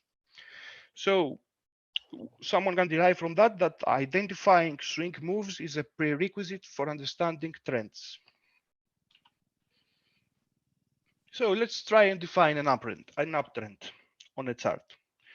We have the swing moves here, which are pretty clear, at least to my eyes. And you can see that the market is consecutively building higher lows and higher highs within the context of support resistance. As a trader, I can have the indication that this trend is about to end because at this point, exactly, we have the first lower swing high. So the market structure indicates that the trend is about to change. And maybe you remember from the chart I showed you above, right here, that after that uptrend and after the lower swing high, market did change trend and then went downwards. So actually this indicator in this case paid off. And I want you to always have in mind that those are not predictions. They are only indications which define risk. Okay. So Yanis, let me know when I can intervene for just a minute. Well, I'm almost done. So okay, please finish off him. Yeah, thank you. So what is technical or directional bias? And just one word about positioning. Directional bias is formed when a speculator has sufficient technical evidence to expect a certain direction. So you might suspect what I mean by that. In this example here, as a technical analyst, we have sufficient evidence to have a directional bias upwards. Why? Because we have a sideways consolidation range that broke upwards and it's been retested as support. So this should be sufficient evidence to create a directional bullish bias. Okay, so practically, after adopting a directional bias, the trader can adjust his positioning reasoning depending on the trend. On an uptrend, the speculator is searching for entries on the higher low sequence, whereas in a downtrend, he's searching for selling opportunities on the lower highs. Again, on this example, as a trader, when this level turns into support from resistance, I'm starting to look for entries on the sequence of the higher lows. Or this is dependent on the positioning strategy, but let's stay to that for now. Here are a couple of sites someone could start his research into technical analysis. I would highly suggest the technical lessons of CryptoCred in YouTube and the basics, or rather a deep dive on technical patterns by Thomas Bulkowski. And of course, for the terminology and the basics of technical analysis, someone could use Investopedia and some entry, let's say, an entry research, I would say, on candlestick patterns. So thank you for listening. Please stay away from trading unless you are ready to do the preliminary work in order to understand the risks. Most traders go bust. Please have that in mind. And try to read before you delve in. Thank you. That's it. Thank you, Yanis. Thank you, Yanis. Thanks a lot. We already have some questions for you. I just wanted to make a small comment regarding technical analysis. Please And go ahead. Sorry, what? Please go ahead. Yeah, and so the theory tells us that in perfect markets, historical prices cannot predict future prices.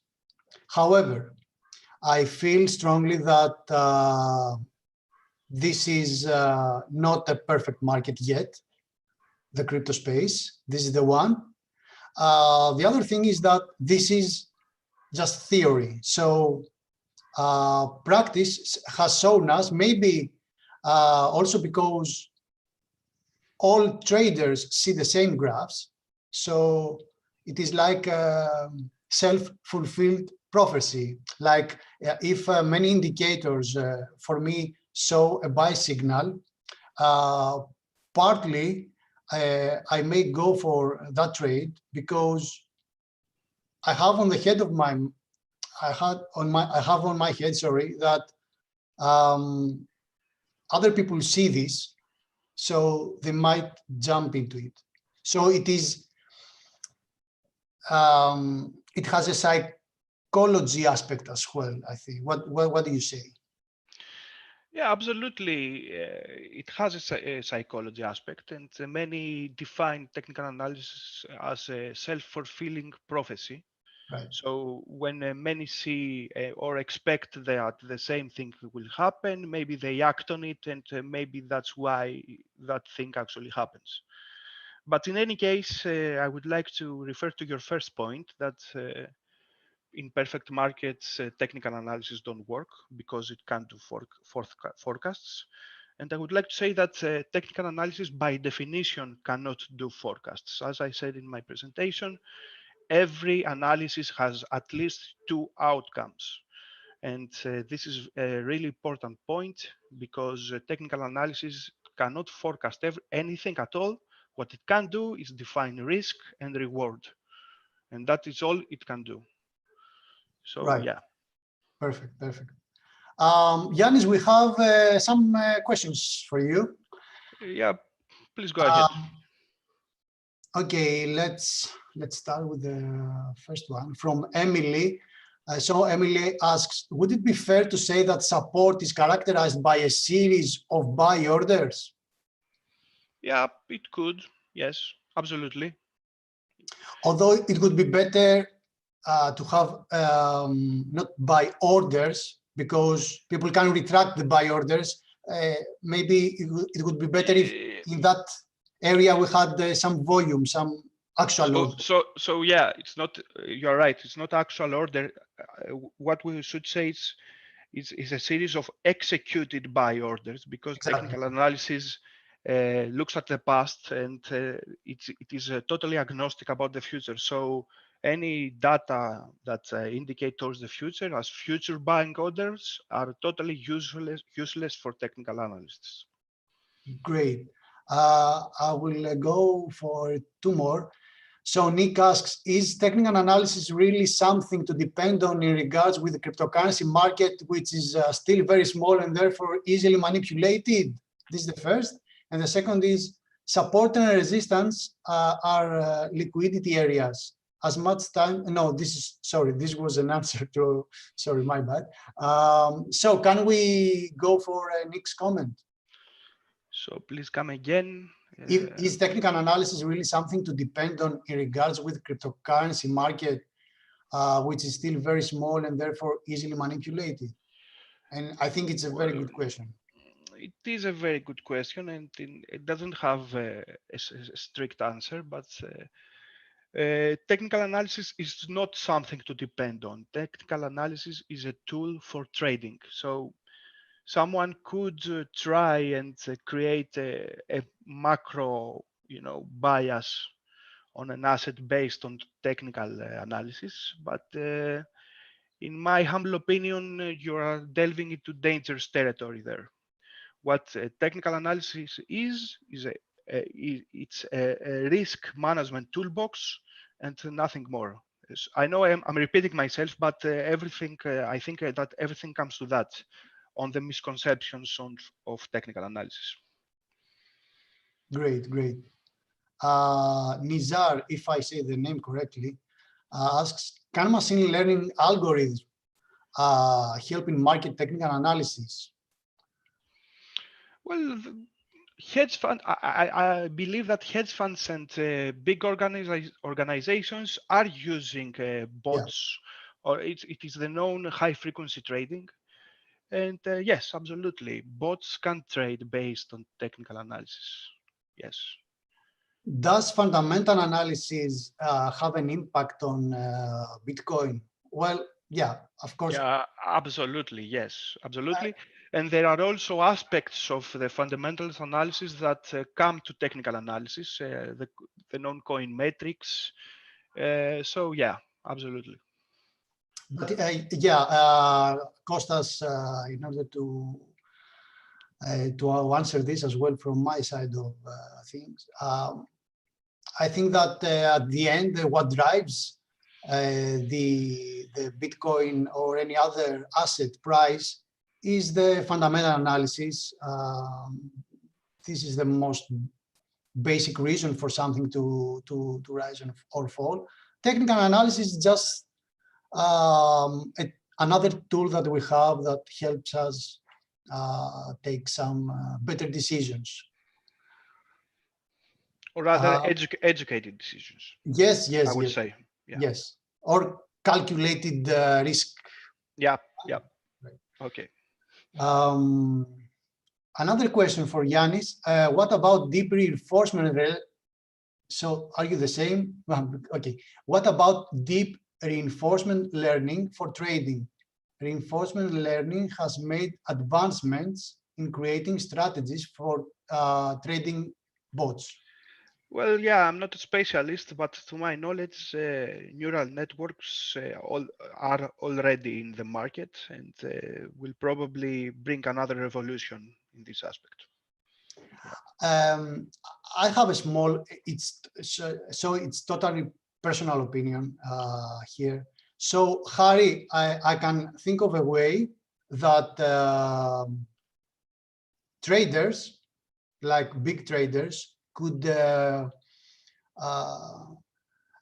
let's say take advantage of these trading bots. For example, let me give you a small example, and I think that this has played out in the past as well. So trading bots have some parameters that they work. So someone with a lot of money, let's say, could make could signal a fake move to the bots, and then do the exact opposite thing in action. So this is also something to consider regarding bots. Plus that many bots, in order to work, you have to give them permission with APIs that also affects your security, or the security of your funds. So also have this in mind, because there are many bots out there, and for me, I don't use them because I find them risky from many sides. Let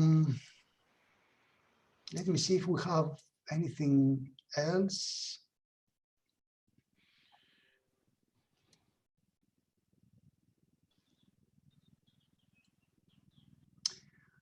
I think we covered most of them. At some point, I saw a question for Labis. Labis, are you? Yeah, you are here.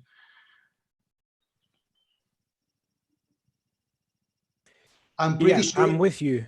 I'm pretty sure I saw a question just 5 minutes ago about you.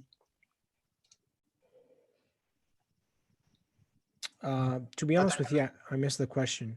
Yeah, but the thing is that I cannot find now. Anyway, so whoever has any question for Xenophon, Labis, or Yanis, as we are heading to the end of this session, please feel free to ask. We are gonna take one question or two. And just to ask you to stay connected with us, since this was like a small success, I hope. We're gonna schedule more webinars, also in English, so as we have participants from all over the globe. And most probably the next session will be about exchanges, wallets, and maybe some decentralized finance. And we have a target date, maybe 15 days from now or 3 weeks from now. It's going to be something like that. So stay connected so as to find out date. Mute everybody and let them ask us questions directly. Yeah, for sure. We'll get that done right away. Absolutely. Just give me a second, guys. Right, here we go.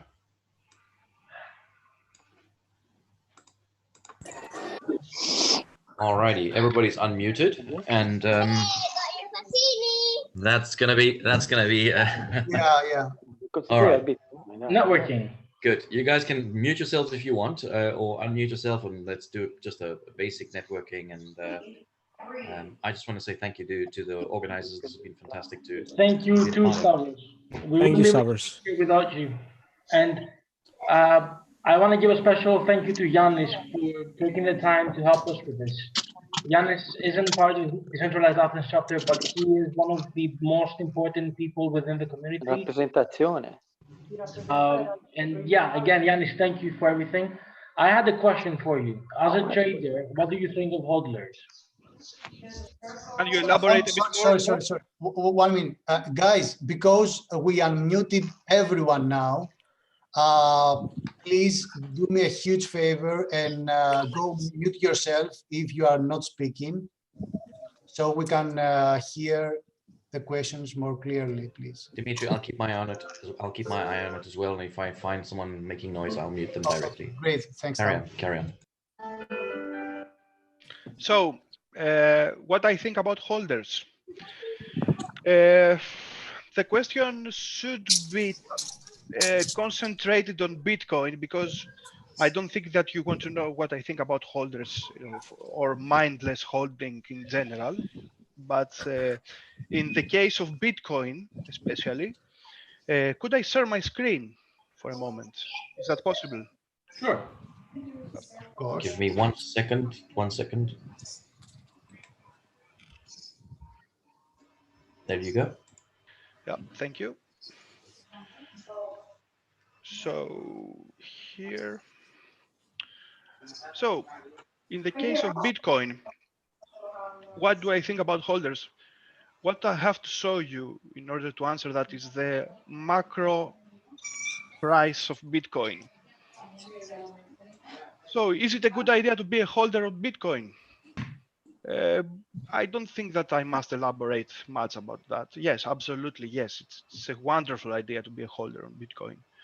So could you make more profit by trying to trade or create an alpha capital? Definitely, yes, but the most probable outcome is that you will lose your money. So maybe holding Bitcoin is the wisest way to go. Okay. Yeah. Got it.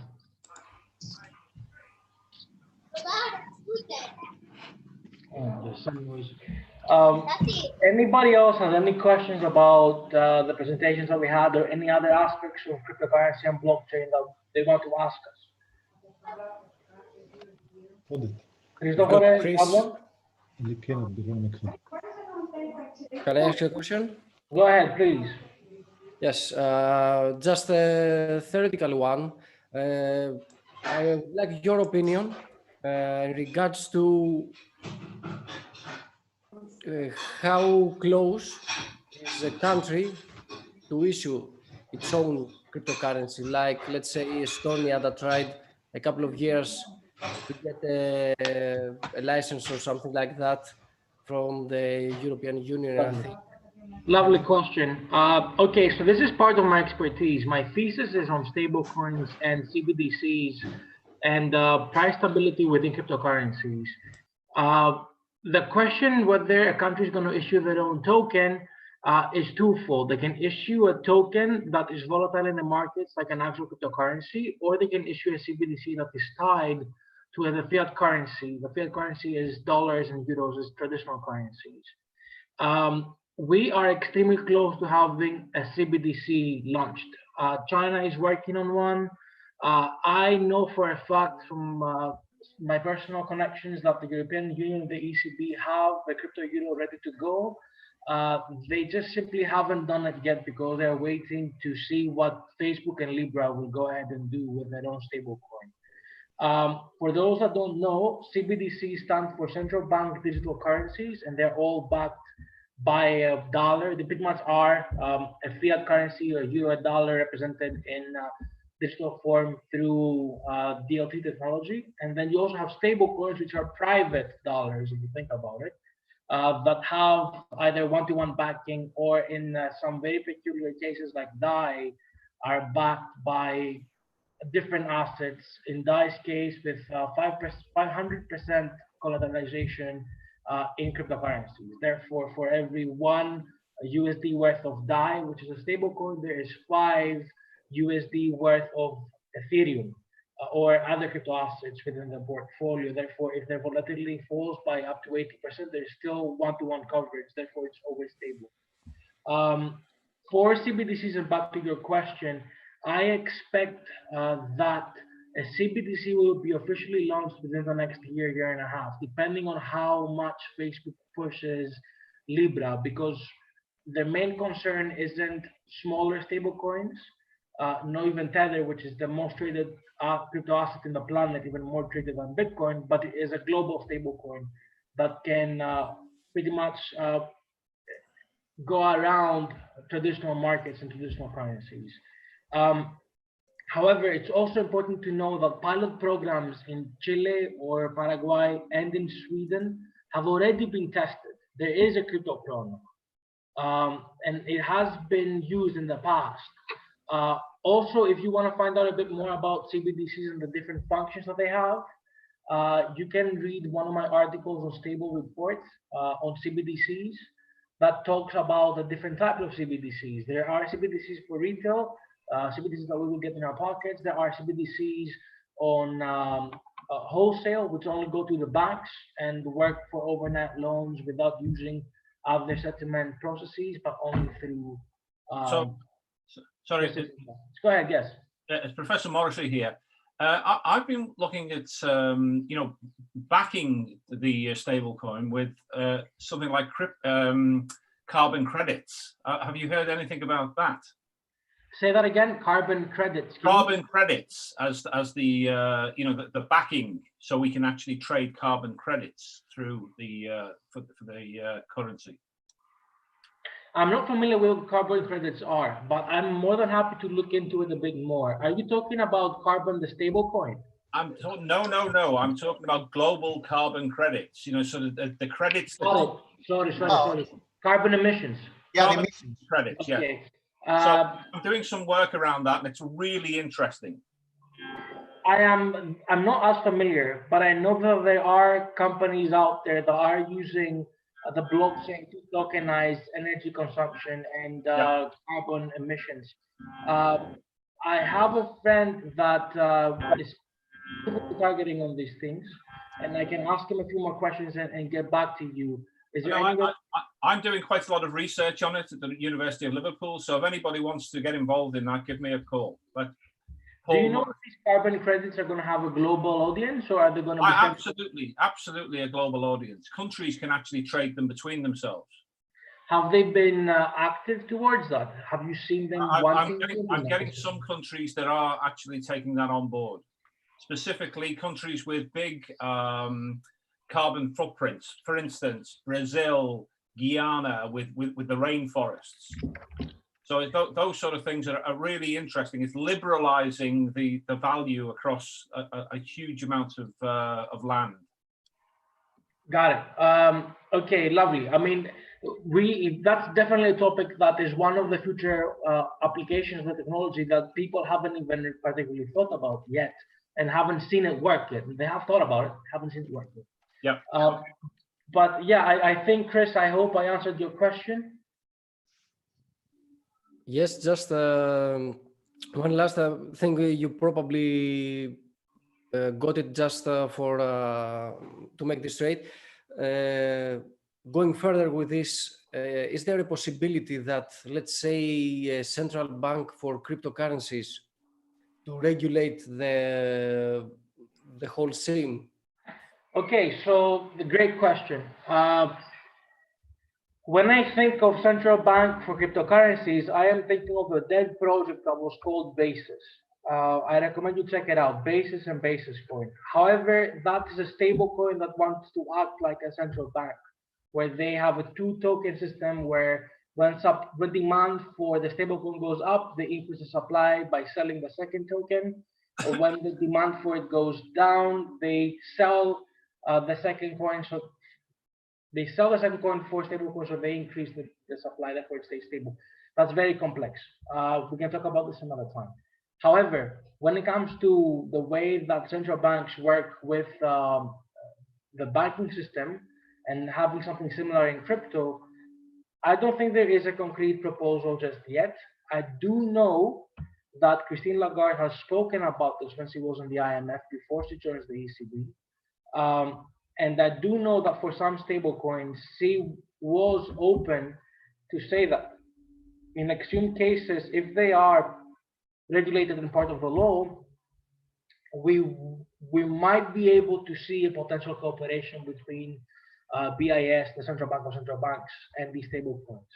But that's still very early on. There isn't any concrete movement for that just yet, but the space is moving very fast. So check out BIS Innovation Hub for that, for more information. Do you think that this will, let's say, bring an end to the decentralization of the information, I guess? I don't know. I don't know.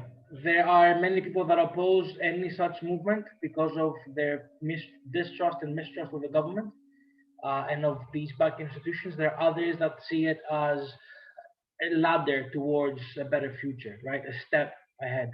So yeah, I hope that answers your question. It really depends on its person. I see more questions here for me in stable coins. I saw one about social trading beforehand.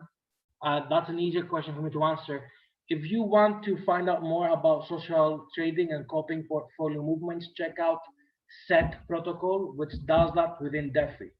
The question that has the second one, do you see stable coins as the future due to their pegging? My concern is when the lights go out, so does your money. So this question is about stable coins being pegged to fiat, and theoretically, if fiat fails, if the dollar fails, so will the stable coin because it is pegged to it. That's a great question. Well, there are many ways to answer this question. The first one is if dollars fail, well, the stablecoin in crypto is too small of a market to be concerned about. Really, the whole economy, the global economy is going to go down the drain, and we don't really want to see that. However, that's not the way that I want to answer this question. There are ways to avoid inflation through stablecoins, and I'm going to bring my attention back to DAI and USDC.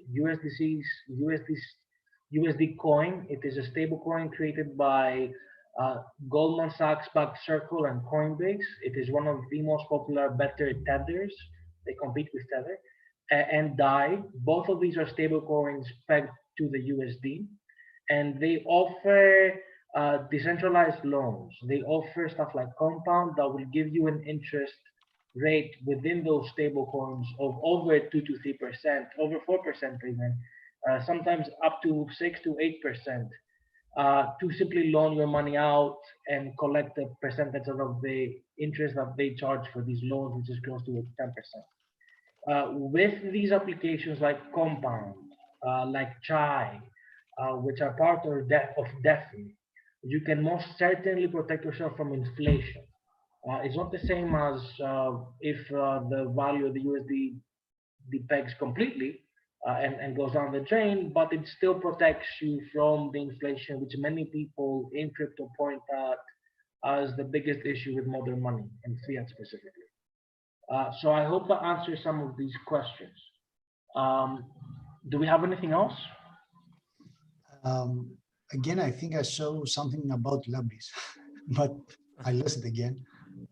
Did you see it on YouTube? I saw it too. It Yeah. had to do about the potential of DAOs to involve into a government or Yes, this one. Yeah. Ooh, lovely. So this is one hell of a question. This is exciting, and I was bouncing back and forth on whether I should include it in the original presentation, and the answer is yes. And good on you for spotting it.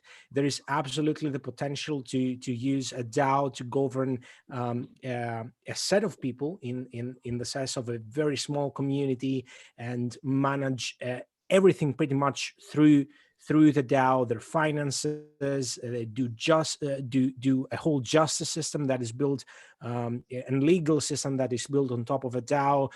Create how do you call them? Create pretty much any application. And there's also the concept of algorithmic governments, which takes this a step further and talks about whole governments that operate under the rules of DAOs, with their citizens being shareholders and deciding on the specific rules and taxes. And there has also been some attempts at creating something like this. One attempt that I want to draw your attention to is the e-residency that Estonia offers. It is a card that allows you to incorporate an organization in Estonia, and it is backed by blockchain and cryptocurrencies. And there is rumor in the streets that they are also working on a DAO. The second project that I want to bring your attention to is BitNation. They're doing much of those things. Xenophon is involved with them, so maybe he can speak a little bit more about it. But there is absolutely the potential for algorithmic governments. There is absolutely the potential to have a whole country, a whole continent, and even the whole world run under DAOs. And of course, this is way out there, but it is exciting to think about the possibilities and how the world can be transformed if we are governed by machines. This is a thing that I mentioned in my presentation. So the whole purpose of decentralized technologies, so we're used to technology that automates out the sides, that automates mundane processes and repetitive processes. Blockchain technology is here to automate out the center. And this is something that I've been thinking about for a long time.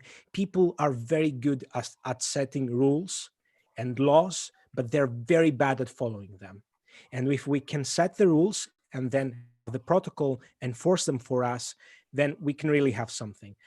I see that somebody is asking for my pensional details again, and I'll make sure to send them to you in the chat. So if you'd like to add something to that, Xenophon, by all means, go ahead.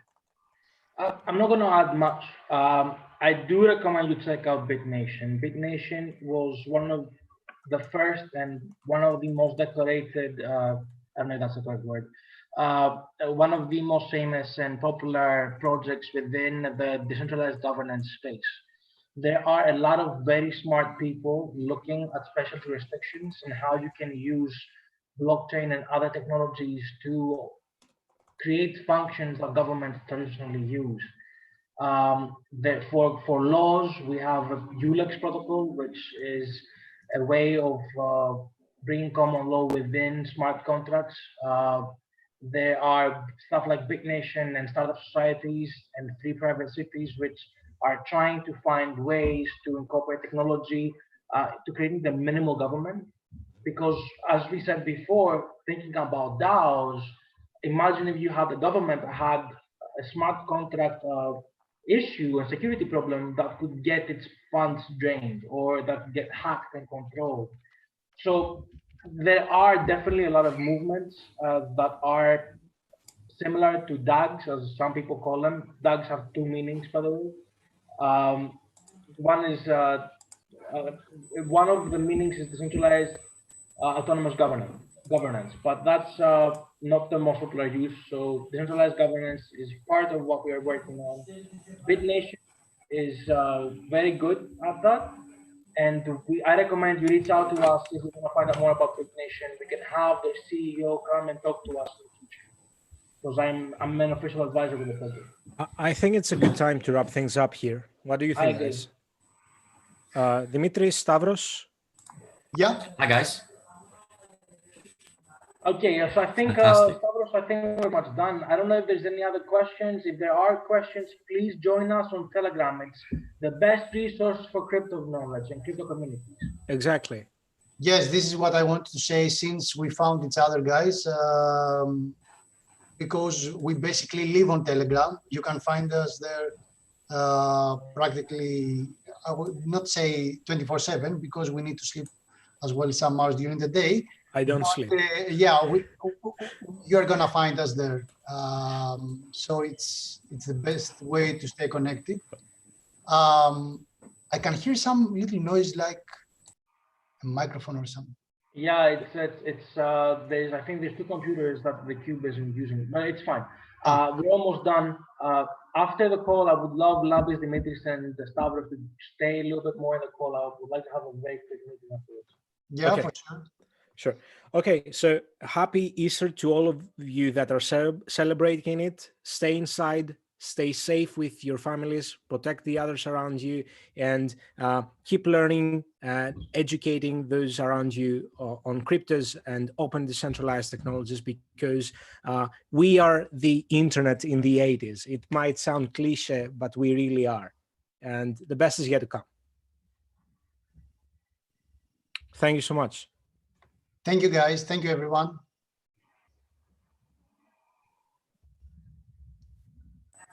Thanks, guys. Thank you very much. Okay, I'll end off the video now. And the live stream was good, and we'll talk again. Great. Yanni,